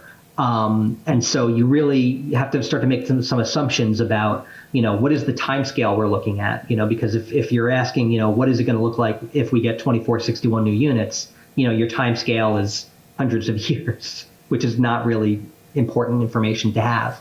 And then you have to make an assumption about how much can you reasonably expect in a given year for there to be redeveloped. And so we're going to have to come up with those and then, figure out like, okay, this is going to, we're going to need X number of new cops and X number of new firefighters and X number of new teachers, but we're also going to get Y amount of new tax revenue. And, we're building infill housing in places where infrastructure already exists. And so the infrastructure costs are already baked in. So this is the type of analysis that the planning board is going to be commissioning. I've got an RFP out. We're waiting for responses for that. And so that's a really important thing to take into account. The reason it becomes important is because when you've got, a lot of people are hesitant to redevelop in existing residential neighborhoods because of all the obvious reasons in terms of physical character and disruption and displacement. But from a purely dollars and cents perspective, because your net new number of housing units and ostensibly your net new population is going to wind up being less than if you zoned for the state DPW yard, which has 0 houses on it right now. So every new unit on the state DPW yard is a new household, a new family, a new potential set of expenses for the town via infrastructure and services.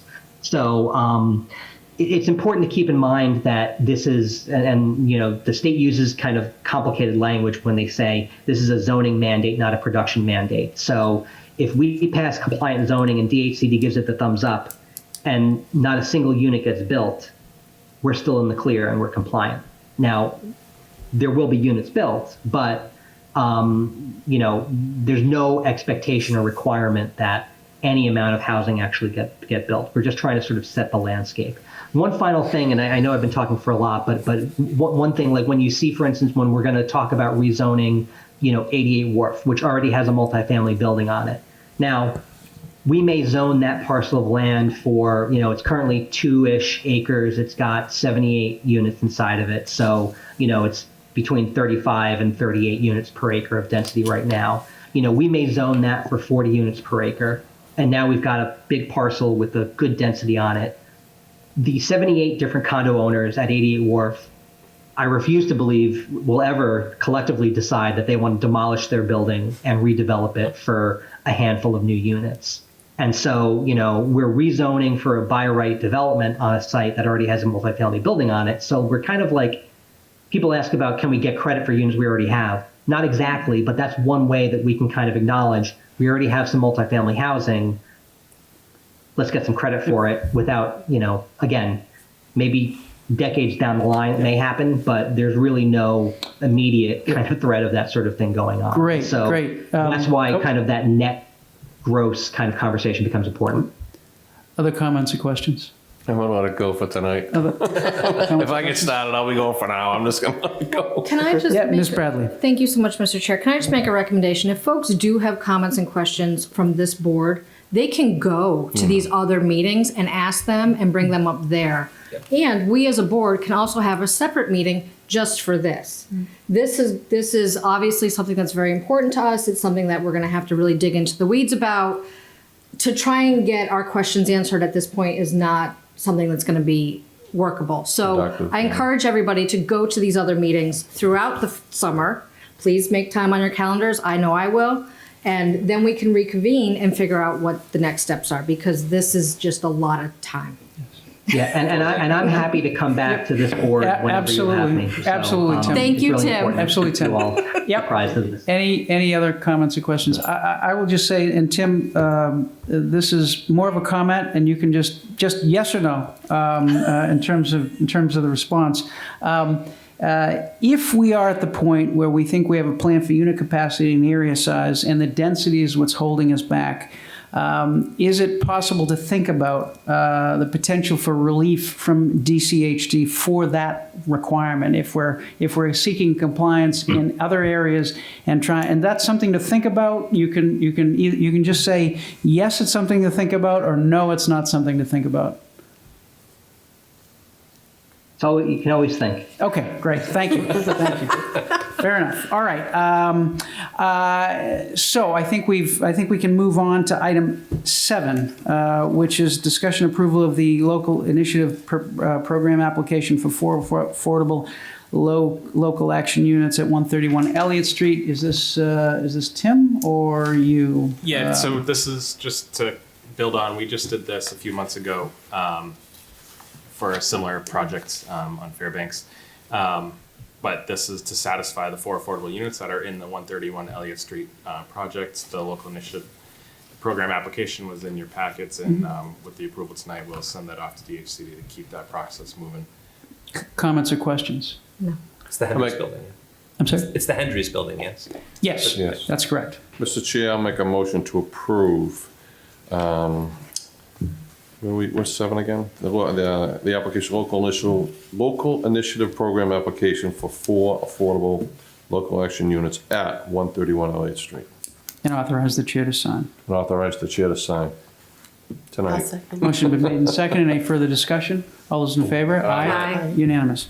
Item 8, update discussion on animal shelter building project. Mr. Milano? Sure. As the board will remember, we were requested to meet with the Attorney General's office to discuss the potential use of the town farm for a potential animal shelter. That meeting is scheduled for tomorrow at 2:00, so we'll certainly report back once we have that conversation. I know in the background, the Animal Shelter Advisory Committee, they've been up there, they've done a site visit. George Tagay has marked up a site plan just to have a conceptual location as to where it could go on the site. And the Animal Shelter Advisory Committee has been working to work with its professional consultants to be prepared to continue to work towards a site plan on that site if that's the direction everything moves. And as an aside, they have been also continuing to look at the cost estimate that came back to make sure that those numbers that were in that are vetted out, and working with another modular construction firm just to double check those numbers before presenting the select board with a recommendation in terms of site more broadly. And obviously that will be heavily informed by the conversation with the Attorney General's office as well. So that's all I had, Mr. Chair, unless you have anything specific. Comments or questions on item 8? Moving right along. Item 9, discussion approval grant of easement for USC LLC over the dump access road. Mr. Chair, I'll make a motion to approve the grant of easement to USC LLC over the dump access road. Do you need the number on? Is that 705? You don't need the number, okay. That's okay. I think it's 705 Randolph Ave. I'll second. Motion's been made and seconded. Any discussion? All those in favor? Aye. Unanimous. Item 10, discussion approval of, no, it's just really discussion. Mass DOT project at Randolph Ave and Chickatawbit Road. I will say, I know we had a request for the DOT to join us tonight, but Mr. Milano, maybe you can update us on that. Sure. We reached out to Mass DOT to invite them back to update the select board on progress or where that project is now. We know that they have progressed the 75% design stage, and that those plans are currently under review internally at Mass DOT. We exchanged emails with them. They are available to come to a select board meeting, the second meeting in June, which is the 27th, if I have that date right. So we'll certainly include that on that agenda if the select board wishes. Comments or questions? Ms. Musto. Thank you. So a couple of things on that. I did reach out to Senator Timilty to find out if he was able to set up any kind of meeting on site, because we had talked about having an on-site meeting. He's been trying to reach out to the state, and that we're not getting much progress with getting an on-site meeting. So I'm wondering if, Nick, if you're able to reach out to the governor's office and see if we can get an on-site meeting, especially if they're at 75% design stage. The other thing he wanted me to let everybody know is that he couldn't be here tonight. I had mentioned that this was on a topic for tonight, but he was in the middle of budget process at the State House. And he did put in some funding that he's trying to get through, because he feels that listening to the residents, it's not just that intersection, but it's the whole roadway. And he talked with apparently Lieutenant Alba, Chief King, and Chase Berkeley, and looking at putting some money towards 2 lights on that stretch of 28. So he's put in for trying to get $800,000 towards that. So he's trying to get something done for the whole roadway with putting in some additional lights there. But I also would say that I wonder if our board, and we did the follow-up letter, but did we ever take a vote on whether or not we were supporting this idea that they're putting forward? I don't know if that would make a difference to have them sort of, put it on hold for a minute while we, try to figure this out a little bit more. So did the board take a vote on the proposal by DOT for Chickatawbut? I don't believe so. Okay. Is that something that we should do? Mr. Chair, I think we might have way back. I think something Mr. Milano might have to look, but something tells me, reminds me, it might have been around the 25. I remember we had either the 25 or the 50 here. I don't remember a vote, but we can check that. We Might have. I think we should take a We can peek check there. And just second to Roxanne's point, the secretary did come and tour that. That's right. Secretary did come out this winter with both Senator Timilty, us, and Rep. Driscoll, and walk that area. Since the meeting, though, I don't know that it was. I believe that at the meeting that we had, that Zoom meeting that a lot of people attended, I think that was brought up to have an on-site meeting with the new administration and so forth. So I'm just wondering if this is something that we can reach out and try to request. We can certainly do that if that's the board's will. We can certainly do that. I would just Ms. like Bradley. thank you so much, Mr. Chair. I would just like to reiterate that this is a state-owned road. I said this the last time we brought this up. I will say this every time we bring this up. This is not a road that we own. We do not have any decision-making in this. We can say all that we want to say. We can do all the standouts. We can lock ourselves to the signs on the side of the road. We can do all of those things, but it's still a state road. And so I guess for me, I don't know why I would vote on a state road, because I don't have any authority over it, even though according to the ballot, we're the surveyor of roads. But this is not one of my jurisdiction, so I wouldn't be doing that. Second of all, I don't know. I mean, we can certainly ask for people to come out and do another tour of it, but I do remember, Mr. Wells, the folks coming out in the wintertime. Everybody took a walk around. I didn't go, but it was made public. People were aware of it. So I'm wondering if, I love this idea of Senator Timilty trying to get more lighting money. That's a great idea. Who knows where it's going to go? But I think that that's something that we should definitely look at moving forward. I don't know what another walkabout would do. And so I guess I'm asking those that have been on the board for longer and know more than me, why we would do that. So I could say I was there with Secretary Tessler and Senator Timilty, Representative Driscoll, and Arthur Doyle, and we were up at Chickatobit, and I think there is benefit because the players are new. Okay. And I think to have people here to see what it is, to see the impact, I think it's useful. Okay. So I would be in support of that because I think it's useful. Ms. Musto. I think that there's a new administration, and I don't actually recall that walk. I don't remember that at all. So I didn't. But irregardless of that, we have a new administration in now. 100%. So I think it would be beneficial, and who knows what will happen regarding a state roadway. But I think that the jurisdiction that it goes through our town, I think, is important, and I think that it would be important that we're representing the people that have concerns about this. So I think it would be important to have an on-site, and that might be something to ask Nick if he'd be able to try to reach out to the governor's office and see if we can get something on-site. Especially because I think that going to a 75% design very quickly as they did, I think it's important. May I ask something? Ms. Bradley. Thank you. If we do that, and I'm fine with it, can we also ask that they walk down the road or they drive down the road and They see do it that. from different angle, like different positions, not just the roundabout space that they're talking about? I think that that's really important because I do, like I said just a second ago, I really like this idea of more lights.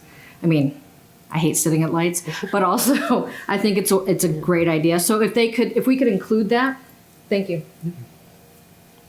Other comments or questions on this? All right, so is it the consensus that the board or Mr. Milano and or Mr. Milano should reach out to DOT to see if we could get an on-site to discuss both the intersection and the entire corridor? Thank you. And to discuss any interim measures that they could put in place, because even if they go forward with a roundabout, as we know, it'll be another 18 to 24 months, which is just Right. It's 20 lives probably. given what's going. Yeah. So many accidents. All right. So we'll look to Mr. Milano to determine the best way to make that reach out. Anything else on item 10? Item 11, discussion approval of pride flag display at Manning Park and at Town Green Hugo Barron Gazebo. I think we can go to Ms. Bradley. Yeah. So thank you so much, Mr. Chair. We meaning me and Nick, met with Chase at the Manning Park and talked to him about what would be the best thing for time and the best thing for our workers day-to-days. So the Ramadan lights that were up were amazing and beautiful, but they took 4 days to put up and 3 days to come down. That's 7 days out of a month. That's a lot. We were really just looking for something a lot simpler. I've asked Nick and Chase to look at banner holders for our light posts. So just like they have at the Milton High School, instead of having to put up a big thing, you can just put up banners. So it's just this big for any holiday, for anything that you would like it to be. It's going to be a lot easier if, in fact, more people come looking for that. So what we are asking for today is simple little rope lights. They plug in at the top. They go around like the tinsel. We also met with Nick. I'm forgetting his name. Jack Calabro. Jack, who does all this work. He was great. I still have his LED Christmas light in my car. But basically, you plug it in at the top. You run rope. It's just like a rope light all the way down. They're rainbow. They can be the towns. There's going to be private folks that raise dollars for this. It's pretty simple. There wouldn't be that many. No flags at all, because running flags requires multiple wires, requires air to flow through. It's just a lot of work, and nobody wants to add extra hours onto our staff. So there's that piece, and then the Hugo gazebo is just a simple 3x5 flag, which we had for Ukraine for many months. It would just be for the month of June. It is being purchased by myself. It already has. Should be here by the end of the week, Nick. And so that's all we got. Comments or questions? Mr. Zoll? I'd just like to say, as a parent of a trans youth, I think both of these efforts are really fantastic. You know, the LGBTQ kids are at a lot of risks, and one of the highest risks is mental health.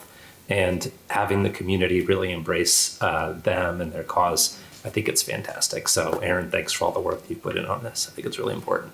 Thank you. So you want a motion to? Mr. Wells? I'll make a motion, Mr. Chair. You want to, from like June 1st or July? What's the date? June, it's just the month of June. The month of June. So June 1st to June 1st to June 31st. So 31 days? 30. 30. 30. Sorry, it's been It's a all long right. week. Yeah. June 1st to June 30th. Pride display at both Manning Park and at the town green on the Baron Hugo gazebo. All right? Thank you. Motion's been made I'll second that and if that's seconded. okay. All those in favor, any discussion, any further discussion? All those in favor? Aye. Unanimous. All right, item 12 is a Pride Month proclamation. We first issued this proclamation in June of 2019. I believe it is I believe it's the same proclamation, maybe with some Different signatures. some changes, but I believe it's along the lines of what we've done for the last 4 years. So, Mr. Chair, I'll make a motion to approve the Pride Month proclamation. Do I need a date on that too? Or is it just no. Pride Month proclamation on behalf of the Select Board of Milton? I'll second. Motion's been made and seconded. Any discussion? I do have a Ms. Bradley. discussion only because I forgot to say something earlier. Go ahead. Go ahead. I just want to remind folks that the private parade that happens that starts at Pierce Middle School is going to be on June. I should have had this up and ready, but I think it's June 11th. Yes, June 11th. And it will be at 4:30 at Pierce Middle School. They do a nice little parade around town, and then they come back. There'll be some speakers there. All are welcome from the public, including all elected boards and members. So I hope to see many of your beautiful faces out and about on the 11th. Thank you so much. Any further discussion? All those in favor? Aye. Unanimous. Item 13, discussion, select board retreat. We typically try to have a retreat at which we can discuss select board goals and objectives for the year and town administrator goals and objectives for the year. In the past, we've done it on Saturday mornings or sometime on Saturday. But question is, do we do it and when? So the floor is open. So, Ms. Bradley. thank you so much, Mr. Chair. I received an email from the town administrator asking for dates in June, Saturday availability. I have given my dates for that. I think the sooner that we get our goals and objectives on the table and start working on them, the better. But I'm a goals-oriented person, and so I like to know what I'm working towards. So for me, the sooner that we can do this in June, if the dates that I chose do not work for other folks, I can choose other dates. I have very flexible parenting. Thank God my ex lives in town. So, so whatever folks can do, I'm here to do. I'd like to see it soon. Other comments and questions? Ms. Musto. Oh, Mr. Okay, Wells. Okay, No, go ahead. I'm in trouble in June. I've got two major things I have to handle in June that it just, Saturdays will be gone before I even know it, just starting with the first. Well, then there's a possibility of doing it either during the day or in the evening on a weekday, if the weekends don't work, if we want to try for June. Ms. Musto. I was going to offer, could we look at July on a Saturday? Only because I don't like to tie up like my day off doing a 3-hour meeting, and Nick, where he's here at town hall. I just don't want to. I'd rather do a Saturday, and I've got like a couple of different things on some Saturdays that chop up the day a little. So I don't know. I know you had mentioned at one point maybe July, so I'm just wondering if that would work for others on a Saturday. July, sorry. Mr. Why don't we, if we could just indicate, and then we can, that'll, Mr. Zoll. So July for me, it's more limited, but you could probably make definitely the first 2 weekends are out. It's possible that I could do one of the latter halves of July weekends, but I don't see anything on my calendar that says I couldn't do that. So is there, so are the Saturdays in June out? Is that? No, not for me. Not No, for I know, me. not for you. I know For me, there's Is it no out? way I Okay, can do all anything. right. So then that means we push, and then if we're not going to do it at night, we're not going to do it on a weekday, that means we push to July. So, what are the thoughts on July? Mr. Chair. Ms. Bradley? Thank you. So I cannot do the 15th or the 22nd. I will not be in town. I can do it by Zoom. Are we, do we have any more weekends left in May? We don't. No. Okay. No. Okay. Well, no, I'm Can we just buy one? trying to get some. Can you buy a Saturday? Find Trying the to get- 31st day of June. Trying to get Right, something, what about yeah. the 3rd? The 3rd of June? Yeah. I mean, that's the next weekend. That's the first weekend after May. I have something. Well, I think Mr. Wells, I do you? can't. Yeah, okay. I particularly did like when we did it last year, we did it on a Saturday. Yeah. And it was nice because it was nice and quiet. It was just a couple hours. You could really concentrate on If that. we can get a Saturday, that'd be great. Be great. All right, I'll say this. Mr. Wells? If we could do it a half day on the 3rd, maybe I could do that. That'd be the only Saturday I could do it. And then, because in July, as you may recall, I'm gonna fly west and be absolutely out of communication from the 7th till the 16th. Okay, I could do the morning of June 3rd. okay. Anyone else? You wanna go to Curry? I can make anything work for you, Mr. Wells. Ms. on Musto, the June 3rd. 3rd, is that possible? So that's one of your days. No, I have my kids that day, Yeah. but I'm going to pawn them off. Yeah. It's your birthday? Yeah. I'll make a cake That's your birthday. and fruit for Mike because he doesn't eat I cake. have Chocolate something. full, Michael? It might be tight. I don't know if I can do that. Was there another alternative? Was that the only day? Is there anything in July that worked for anybody? Could the July 29th work? It does for me. I can do it. You can or cannot. I can do the 29th. I don't know if that works I for don't know you if guys. it's too late. Of July? Yeah. And That's too late. So we want, so tell me, let's go back to a weeknight. So let's, so the June 3rd is not, okay. All right. Yeah, I that's don't know fine. about June. It's just cutting it tight. That's why I was asking about the July date. Yep. I don't know. Does that? What have you done in the past, Mike? We What- have Saturdays. typically done Saturday mornings. And September, we've usually typically done it, I mean, last year I think was one of the later times, waiting until September. Okay. We've typically tried to do it in the summer. There were some times when it was August. We've done it earlier, June or July.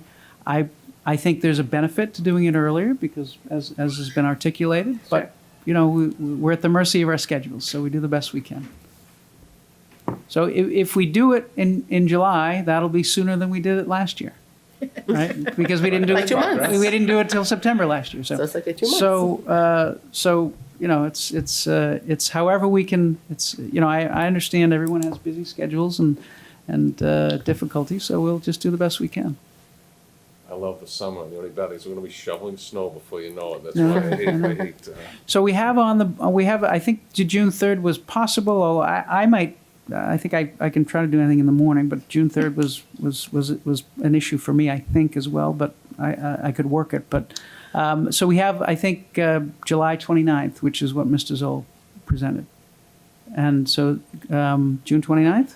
July. I'm sorry, July 29th. Does that work for you, Sorry, everybody July else? 29th. yeah, that worked for me. July 29th? Okay. All right, so we will pencil in July 29th, subject to, everyone can recheck their calendars since it's so far out. We can pencil in July 29th. I'm the friggin' wrong year. I'm looking going to.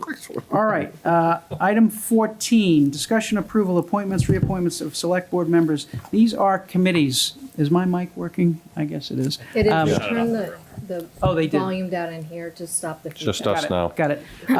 So are the members ready to discuss appointments to some or all of the committees? Yes. Sounds like we are. So let's go to the first one. I'm just one person. No, I saw nodding by others as well. Richard? So how do you want to do this? Do you want to, Well, why don't we just go through the committees and see who's interested, and if we can get a consensus, we'll go ahead. My suggestion is if we can get a consensus, if everyone agrees that the two people for finance, for example, we'll just do it. If there's some question, then we'll defer. We'll defer and people can have discussions, as long as they don't have discussions among three people, if it's discussions among just two of you. So you don't want to, I was thinking, you want to go through whoever wants to stay where they're at now. We can do that. We can do that. That's probably Yeah, the easiest thing to do We can do that. first. And we can just tick through the committees. Why don't we And tick then through the plug committees, the how they're holes. All listed? right, go Yeah, why ahead. don't we go through how they're listed and see what the interest is. First is Select Board Finance Committee. Who is interested in Select Board Finance Committee? So I served last year. I'd be more than happy to continue my service, to continue that continuity into this year. Do you want motions, Mr. Chair? Do you want motions? Well, or let's no? see. All right, Let's see okay, how all right, there's. okay. Let's see how we do first. I was on it, but I'm not planning on staying because I'll miss you. I'm doing this, so I'm not planning on staying. I'd be interested in. Mr. Zoll, any other interest in Select Board Finance Committee? It's so much fun at All right, 8 a.m. So, Wait. Give me a capital, it's 7. You don't So- even tell them that. so I will make a motion to appoint Aaron Bradley and Ben Zoll to the Select Second. Board Finance Committee for a one-year term. Second. Motion's been made and seconded. Any further discussion? All those in favor? Aye. Aye. Aye. It's Can we unanimous. Select Board Policy Committee. Any interest in Select Board Policy Committee? So I did that last year as well. It's really the only committee that I love. Not gonna lie, y'all. It's my heart and soul, and I only got to have one meeting with Arthur last year, and I would like to have more than one meeting this year. So I would like to do that again, and I would welcome anyone to join me. Interest in Select Board? I might. All right, All right. all right. I might join you. Hey, you got somebody out else your wants red to. pen on that last one. I liked right. it. You want a motion? Any other Oh, interest? you make the motion? Oh, sorry. No, any other interest? All right, let's, I think we're ready for a motion. Rich. I'll make a motion to appoint Erin Bradley and Roxanne Musto to the Select Board Policy Committee. Is there a second? Second. Motion's been made and seconded. Any further discussion? All those in favor? Aye. Aye. Unanimous. The next one is the Affordable trustees of the Housing Trust. Affordable Housing Trust. I was on that last year, and I messed up all of their meetings because I was in school. Okay. And so they can only meet at night, and I did not do a good job. So I would like to remove myself from that committee because I did not help them. Interest in the Affordable Housing Trust. I mean, I would be interested in the Mr. affordable. Zoll has interest. Any other interest? I'll make a motion to appoint Mr. Zoll to the full, sorry, anyone else? I'm just trying to get us through this agenda. Yeah, no, you're doing great, Richard. Tim took an hour and 20 minutes. Well, or okay, but it was important. Yeah. So we want a motion? Yeah, go I'll ahead, make please. a- Yeah, please, don't, I'll make a motion to appoint Mr. Zoll. slow down now. I'll make a motion to appoint Mr. Zoll to the Affordable Housing Trust. I'll second. Motion been made and seconded. Any further discussion? All those in favor? Aye. Unanimous. Capital Improvement Planning Committee. Well, I've been there for 7 years and I'm currently the chair. I think it might be a good idea if I could to stay there. Any other interest? I'd like to make a motion to appoint Richard Wells to the Capital Improvement Planning Committee. I will second. Motion been made and seconded. Any further discussion? All those in favor? Aye. All right. Master Plan Implementation Committee. I'm on that now. I'd like to stay on since we've been working on things. I'd like to, sorry, is there anybody No? else? Any other I was going interest? to say, you making a move? Go ahead. I I'll was. You second. wanna make make the it. No, move? go ahead. You make it. I'll second You it. move it. I'll make a motion to appoint Roxanne Musto to the Master Plan Implementation Committee. I'll second that. Motion's been made and seconded. Any further discussion? All those in favor? Aye. Aye. Aye. Unanimous. Moving on to the Milton Landing Committee. I guess I better stay with this baby too. right. My only point, Mr. Chair, Roxanne sat on that as well, and Yeah, there are two I'm of fine. us If she on wants to that. stay on it, Yeah. I'd be fine with that. Well, first off, Yeah. if I go back on it, Yeah, I think we had two members. we've always on had this. two. Just one. Always had two. So- Sorry, I thought you were on it, not necessarily as a select board member, and then it carried over, so I thought that was, No. okay. No, I think I we had confused two. it. I think we had two Melinda and select I, board and then members. it was Got Roxanne. it, and okay. Yeah, We'll fix and that you and going Katie forward. for a while. Oh, too. Katie, yeah, Katie too. Katie. So yeah, I'd like to stay on that. All right, so any other interest? All right, I'll make a motion to appoint Richard Wells and Roxanne Musto to the Milton Landing Committee for a one-year term. Second. Motion's been made and seconded. Any further discussion? All those in favor? Aye. Unanimous. Payment in lieu of taxes Committee. Who was on that? Arthur was on that last year. By himself? Yes, Is we, there a it's committee? one select board member. Yes, we have two very committed and interested residents who are working on it. And I believe we have the town administrator on it, and I don't remember the other appointees, but One of the member of the assessors. the assessors, that's right. That's right. I'll make a motion to appoint. I mean, I actually have another idea about it, so I would love to talk to them about trying to go at it a different way. Then you want to be on it. I do. I've been on it. And I think, and Michael's, you've been on it as well at some point. I was You were on it before. Unless, I was in unless one of select y'all board. want. You on it before you were select? Yeah. I'll make a motion to appoint Erin Bradley. Don't keep adding more on, come I'll make a on. motion to appoint Erin Bradley to the pilot committee. I will second that. We don't, Motion's been made and seconded. Any further discussion? All those in favor? Aye. All right. Broadband Committee. I've been on this one for a while. I'm chairing it. As much as I'd like to get off committee, my sense is I should probably. I agree. So I want to make a motion to Yep. appoint Continue Michael on. Zulus to the broadband committee. I'll second. Motion's been made and seconded. Any further discussion? All those in favor? Aye. And let's see, that's that. School Building Committee, I'd probably say the same thing on that. You want a motion to stay on that one? Yeah, I All think. right, so I'll make a motion to appoint Mike, oh, sorry, anyone else? Just kidding. I'll make a motion to appoint Mike Zulus to the school building committee. I'll second. Motion been made and seconded. Any further discussion? All those in favor? Aye. Aye. Unanimous. MPEG, the Municipal Public Educational and Governmental Access, Inc., Board of Directors. So I'm on that now. Wanted to stay on if possible. I'll make a motion to appoint Roxanne Musto to the MPEG committee. I'll second that. Motion been made and seconded. Any further discussion? All those in favor? Aye. Unanimous. Youth Task Force. I'd be interested in, I don't know if, is anybody currently serving on it though? No. Nope. Nope. No. So as a dad, I would be happy to do that. I'll make a motion to appoint Ben Zoll to the youth task force. I'll second. Motion's been made and seconded. Any further discussion? All those in favor? Aye. Aye. Climate Action Planning Committee. Now, on this one, we could, we have the possibility of appointing a designee if we want. Or we could appoint, Wanna we have, defer? I think we have one appointment. I'm not taking any more committees. Yeah, I think we have one appointment, or we could, No. or we had a number of good applicants. I'm Right, with that. oh, That's why right. I'm with the designee. I'm Yeah. okay with that. That would be the direction that I would go in. So maybe we, unless you Table want it? to have it, Roxanne, oh, Don't no. add nothing on. No, yeah. No, but I'm just saying, maybe we have to have the name, like we could. look at Yes, the name for next absolutely. time. Let's table it and relook at the applications and defer that one. All right. Is that a motion to table? No, we don't need to. No, we don't We have don't to. need to. All right, we're done with item, that was very good. Thank you, everyone. We're done with item 14. 15. And now we're on to item 15, which is discussion approval of committee appointments. No. No. Town administrator. Town administrator's evaluation form. Well, wait a minute, where did I go? Did I skip something? Not on there? It's not on here? Did you Oh, flip Did you it? print the wrong one? Is there just not a motion on it, or? no. No, it's up No, for. he's got a separate thing. I was looking at the motions as opposed to the, what are you looking at? The I'm looking at the The agenda. the agenda, the actual agenda. So let's see, what did we get off here? Number 15, discussion 14 approval, was, all the peoples. oh, okay, 15, yeah, so that's not on here. Okay. All right, item 15, town administrators evaluation form process and timeline. So each of you received in the packet our performance evaluation, the form, and an outline of the process. This is the process that we've used before, and it's a process that by contract we should complete by June 30th, and we have time to do it.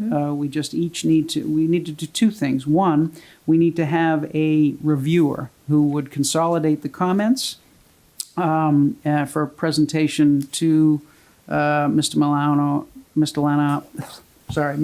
and the board, and there'd be the comments from each of us in filling out this, and Mr. Milano's comments, and then present them to the board. So that's one. And then two, we would need to do this probably at by our second meeting in June, which is the 23rd or the 27th. That'll give us a little bit of time. So the question is, do we want to do it? I think it's a good idea since it's in his contract and we should.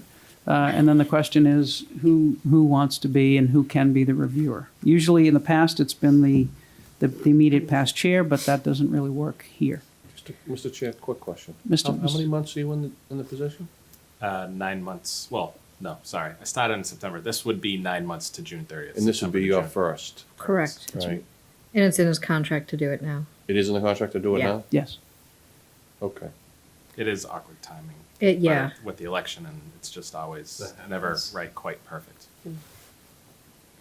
So, Mr. Chair, can I Ms. ask? Bradley. Mac, thank you so much. Can I ask a question about the information that's coming in? You're just looking for somebody to aggregate that, correct? Correct. So aggregate it, not put any names to who said what, just put it all together The procedure laid out in here. that. Sorry Okay. about that. I have a lot of spare time right now, and I'm not really sure what to do with a lot of it. And I know that sounds ridiculous, but it's true. I walk around the house and I'm like, I should do more because I don't have school to do. So I'd be happy to do that if folks would be okay with that. If not, I'm totally fine. Richard's laughing. So we have a consensus that Ms. Bradley will serve as the reviewer under the performance evaluation process that we have. Any other comments or questions about the process? You see the process here. There is a timeline for presenting your evaluation form to the reviewer, and then the reviewer, Ms. Bradley, will consolidate, and we can discuss them and present them finally at our meeting on the 27th of June. So, any other comments or questions? We don't need to vote on this? No, No. as long as everyone agrees. I agree. All right. Item 16, now we're on item Are you ready? 16. Discussion approval of committee appointments. First is the Climate Action Planning Committee. Mr. Chair, I'm going to make a motion to approve the following committee appointments. Climate Action Planning Committee, Arthur Doyle Conservation Commission member, Maggie Oldfield Planning Board member, Master Plan Implementation Committee, Cheryl Tagayas Planning Board member, Open Space and Recreation Planning Committee, Meredith Hall Planning Board member, Capital Improvement Planning Committee, Jim Davis Planning Board member, Telecommunications Design Review Committee, Sean Fahey Planning Board member, Nick Gray reappointment, Milton Cultural Council, Meg Folcarelli. The appointment of Chris Hayden, Consolidated Facilities Director, to the following committees: Animal Shelter Advisory Committee, Capital Improvement Planning Committee, Local Emergency Planning Committee, Milton Landing Committee, Airplane Noise Advisory Committee, the reappointment of Chris Hart, Massachusetts Port Authority, CAC, Chris Hart reappointment. I think I got them all. I'll Need a s- second I need all a that. second. Motion's been made and seconded. Any discussion? All those in favor? Aye. Aye. Unanimous. Fabulous. All right, so now, let me make sure that we are up to, hold on one sec, 17. hold on one sec. 17, item 17, discussion approval of pilot payment for Milton Academy in the amount of $210,000. Before we get to that, Ms. Bradley. Thank you so much. I totally forgot something on the last one. So I just want folks to know that Roxanne, Ms. Musto, presented at the meeting that I was not able to attend what came out from our committee. And as part of that is a new application procedure that not only committees and boards will partake in, but also the moderators, committees and boards will partake in. I want to especially thank Moderator Hiss for joining us at multiple meetings. I'm sorry, I forgot to do this earlier. For joining us at multiple meetings to make sure that our application process was open and fair to the public. So my whole point is to the public is to apply for all the committees. Just start applying so that we can see who's out there and who's interested in being reappointed. A lot of our committee members are coming up for reappointment or for vacancies at the end of June. I know that Mr. Milano has been trying to do that. So I just wanted to announce to folks that there's this wonderful new process. And if Ms. Musto would like to say something, I'm sorry I forgot to say something earlier, but I just want folks to know that it's out there and everybody should apply for everything, all the time.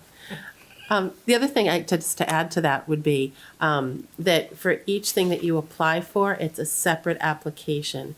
So, depending on what your interest may be and the way that you want to offer services. So there'll be separate applications for each thing that you'd like to apply for.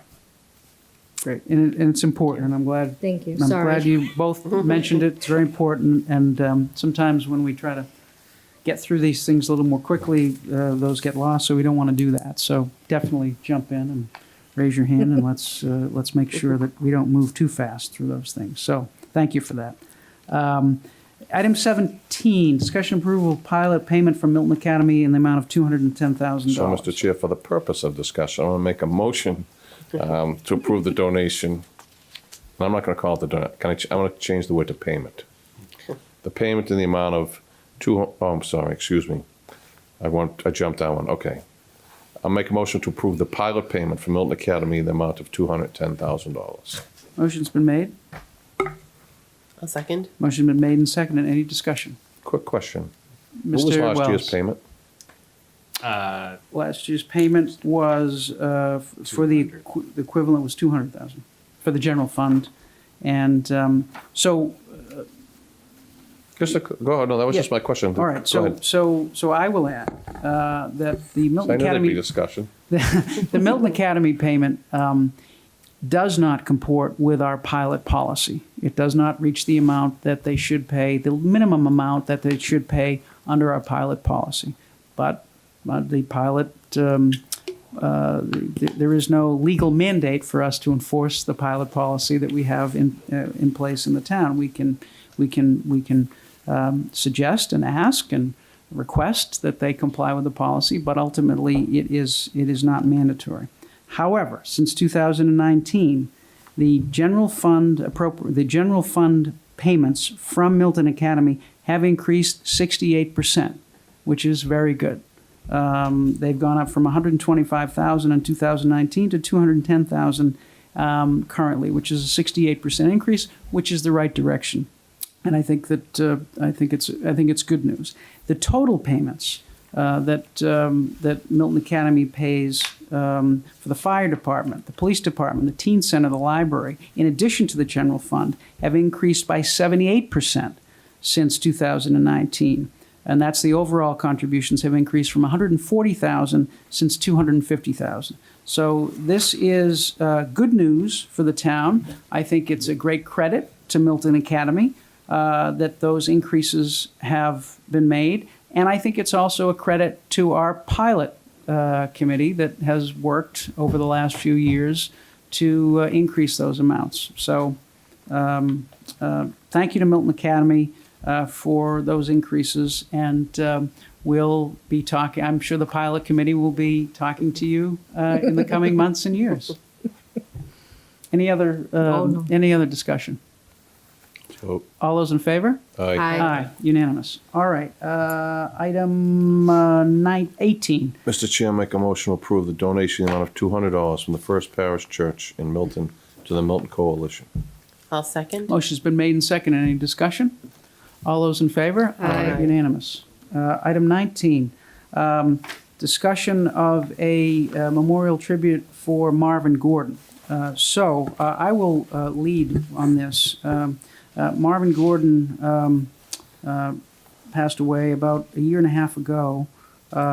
He was someone who was a graduate of Milton High School, Harvard College, Harvard Business School, and he, after being in New York for a little while, moved back to Milton and spent the balance of his life here. He was a town meeting member. He was a school committee member. He was a member of he was a selectman at the time for 7 years. He was treasurer of Milton Hospital for 17 years. He held a governor-appointed seat in the Massachusetts Health and Education Finance Association. He played a key role in the construction and management of Pine Tree Brook and Fuller Village, and he was president of Fuller Village at the time of his passing. Mr. Gordon was a key and pivotal figure in this community for the last 50 years prior to his passing. So It seems, if this board agrees, that it would make sense to talk to Andrea Gordon, his spouse, who I've been in touch with, about what tribute the town might want to pay to Mr. Gordon for his contributions to this community for more than 50 years. So that's the preference. What I'm looking for is authorization of this board and someone else who may want to join me to discuss with Mrs. Gordon how what she would like to see. I'll be happy to do that with Okay. you. I mean, I was friends with him for, God, from going back to when I was a union rep. And when you said this, I'm thinking to myself, well, if we had a harbor, we could have a sailboat race, because Marvin was an avid and talented sailor. I mean, he was many things. And the other thing is he also donated the land to where the new temple is housed today. And Marvin was a great source of advice to so many, as you know, in this. I mean, he was a pretty remarkable guy. So I think it's very fitting that we do this in his. I mean, he gave back in so many ways and so many things, and he was a really successful man in his own right. I mean, he really was. And All right, All right, so you and the Richard. consensus is that we'll get together with Ms. Gordon and determine what she thinks would be appropriate. All right, thank you for that. Item 20, citation honoring Fruit Center Marketplace's 50th anniversary. I'll make a motion to approve the citation honoring the Fruit Center's 50th anniversary, which celebration which they held this weekend. Motion's been made and seconded. Do we have the citation? Or is that something Lynn we're says going to? Working on it. It's in the Okay. packet. To be signed? Okay. To be signed, yes. Okay, all right, all right, so motion's been made and seconded. Any discussion? All those in favor? Aye. Unanimous. Congratulations to Mike McNose and his family. Yes, absolutely. Item 21, discussion approval of application of the, so now we have some applications for the use of the gazebo. We should, these are probably. Mr. Chairman, I'll do this, make this easy. I'm going to make a motion to approve applications from the Milton Parks and Recreation, the use of the town green and the Baron Hugo gazebo. There's a type, it's a Baron Hugo gazebo. And these are what they're for. NDS celebration for the Teen Center on June 6, 2023, rain date June 13, 2023, from 3 to 5 p.m. Application from the Milton Coalition, use of the town green and Hugo Barrow gazebo, and there'll be a celebration for the Milton Youth Advocates for Change on June 20, 2023, from 6:30 to 8 p.m. I think that covers that motion. Motion's been made I'll second. and seconded. Any discussion? All those in favor? Aye. Unanimous. All right. Item 23, liquor license Mr. applications. Chair, I'll make a motion to approve one-day liquor license applications. Mary May Binney, Wakefield Arboretum, 1465 Brush Hill Road. For the following: Dogwood Days Law Party, I think that's a lawn party. But if they want to have a law party, that's okay. No such thing as a Someone should law notify party. the chief or the Norfolk County Bar. Dogwood Days Lawn Party, June 3rd, 2023, from 5 p.m. to 8 p.m. I think they're serving already. The Garden Concert, June 7th, 2023, from 6 p.m. to 8 p.m. The Wine, Cheese, and Trees Tour. I might go to that one. June 8th, 2023, from 6 p.m. to 8 p.m. Mr. Chair, can we have the retreat at one of these? Right? I think that sounds great. I'm sorry, that's in June, so no. I'm only kidding. Do a repeat in July. That's it. I'll second. Motion has been made and seconded. Any discussion? All those in favor? Aye. We are on. Is that Meeting it? minutes, 24. 24. All right, well, let me catch up. Okay. Item I just know what time it is for you. I'm trying to Well, move. yeah, we're moving, we're cooking now. Now we are cooking. Item 24, meeting minutes for April 4th, April 11th, April 18th, and April 28th. Mr. Chair, make a motion to approve those meeting minutes, the 4th, the 11th, the 18th, and April 28th. I'll second. Motion's been made and seconded. Any discussion? All those in favor? Aye. Unanimous. Wait. Does oh. Ben have to Yeah, I think abstain? he has to abstain. He has to abstain. Except for the 28th. All right, Okay. so Sorry. we'll note Mr. Zoll's abstention for April 4th, April 11th, and April 18th. Is that okay, Lynn? Yeah, All she right. said she Got thanked it. me. Good. All right. Let's see, that's 24. Item 25, Town Administrator's Report. Make it brief. Don't want to get. Don't want to get. As this board knows, we've had some ins and outs over the past few weeks since we've convened in a regular meeting.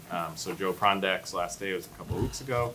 Bill Ritchie's last day was April 30th. Chris Hayden joined last week as the facilities director. I know he's been out and about. Met with him today again, and he had just come back from visiting some more of his new buildings.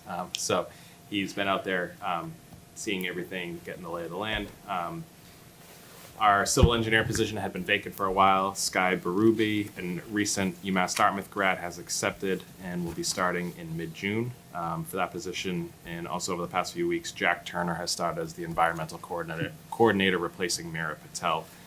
And with the town election, Joanna McCarthy was elected as the town treasurer. She was there the next morning at 8 a.m. ready to work. And Joanna's been really a great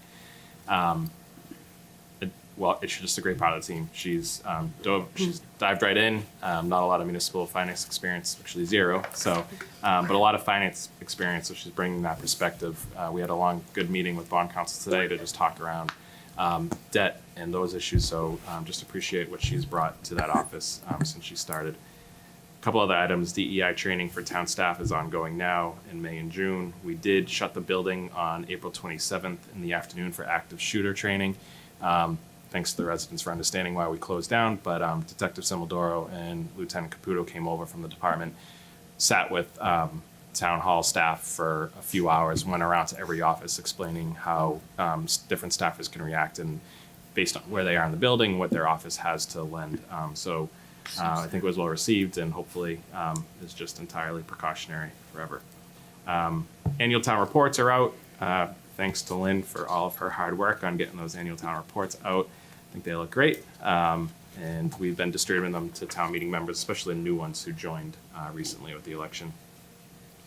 The MBTA is doing a sound study based for noise coming out of the Reedville station over in Hyde Park. They're looking for people to respond to a survey. We will send that out on the town website and on social media tomorrow. It was brought to our attention by actually John David Corey, so we'll make sure that gets out so people can respond. It's just a Google form, a few quick questions and answers if you are hearing noise coming out of that station overnight. And lastly, Memorial Day is coming up. Kevin Cook has organized Memorial Day activities. We'll have the flag raising at 10:45 at Town Hall, followed by a march over to the cemetery for the event over at the cemetery right at around 11 o'clock. Dan Yacarino, CB, is and a resident of Milton will be doing the keynote address on Monday. And that's all I have, Mr. Chair. Thank you, Mr. Milano. Chair's report. So that was my leadoff on the chair's report was our Memorial Day observance. So we all should be here to the extent we are going to be here at 10:30 because we're marching. We're going to do the flag raising and the wreath, the placement of the wreaths, and then marching from 10:45 or thereabouts to 11, where we'll have the ceremony at the cemetery. So we should all be here to the extent we can at 10:30 on Monday. And we look forward to another great ceremony with our great Veterans Services Director, Mr. Cook, and with another great speaker that he's lined up as he does every year. So, let's see. So I want to ask Ms. Bradley to make one announcement under the chair's report.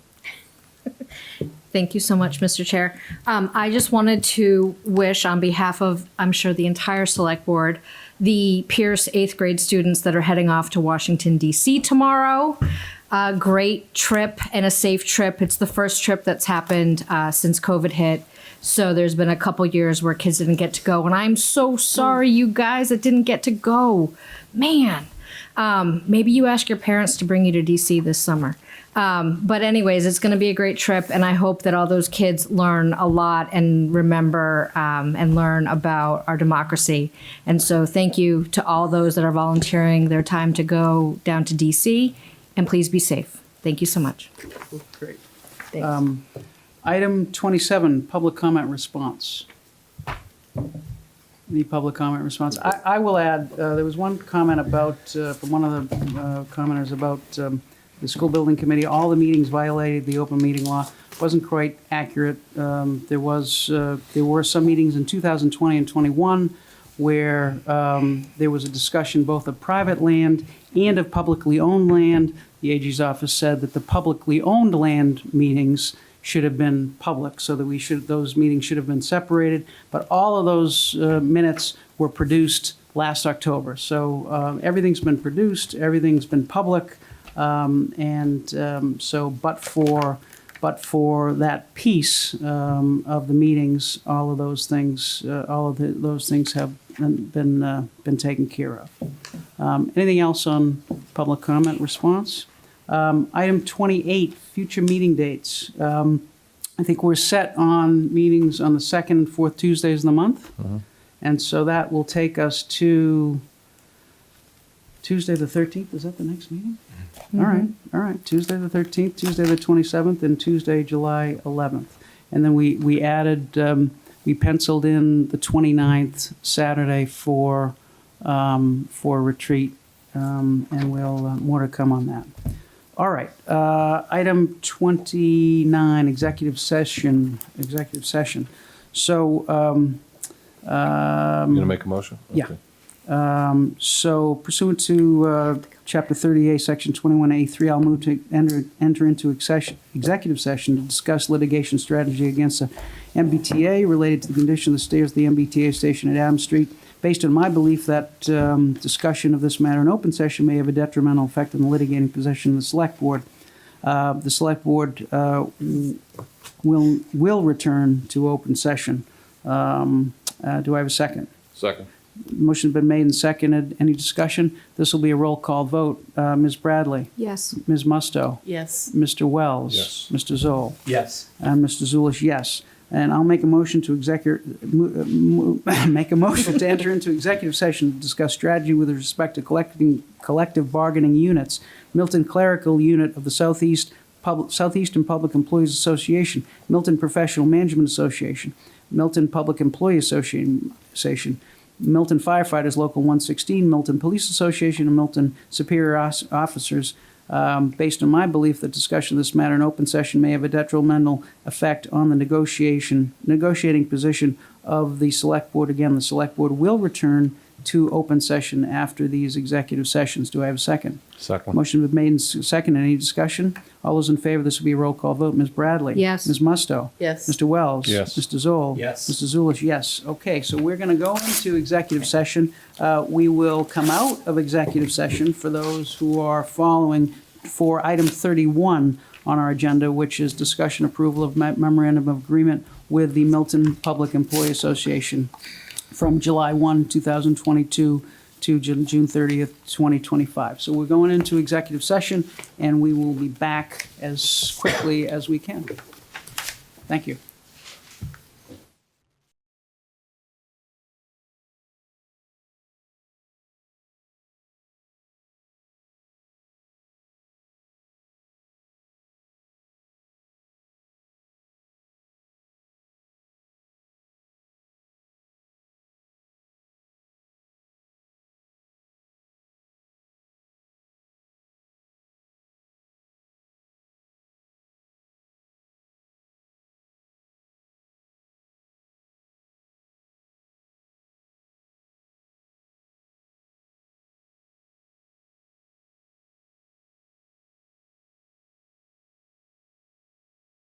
Turning to the May 23rd, 2023 meeting of the Milton Select Board for item 31, discussion approval memorandum of agreement with the Milton Public Employee Association from July 1, 2022 to June 30th, 2025. Mr. Milano.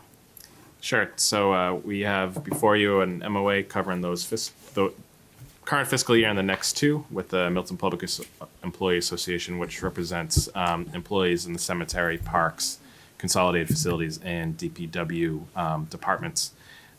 This agreement is 2% COLA over 3 years with a couple additional adjustments, in fiscals 24 and 25. It also increases by 2 days sick days for newer employees who were hired after July 1st of 2014. A little $200 increase to their clothing allowance.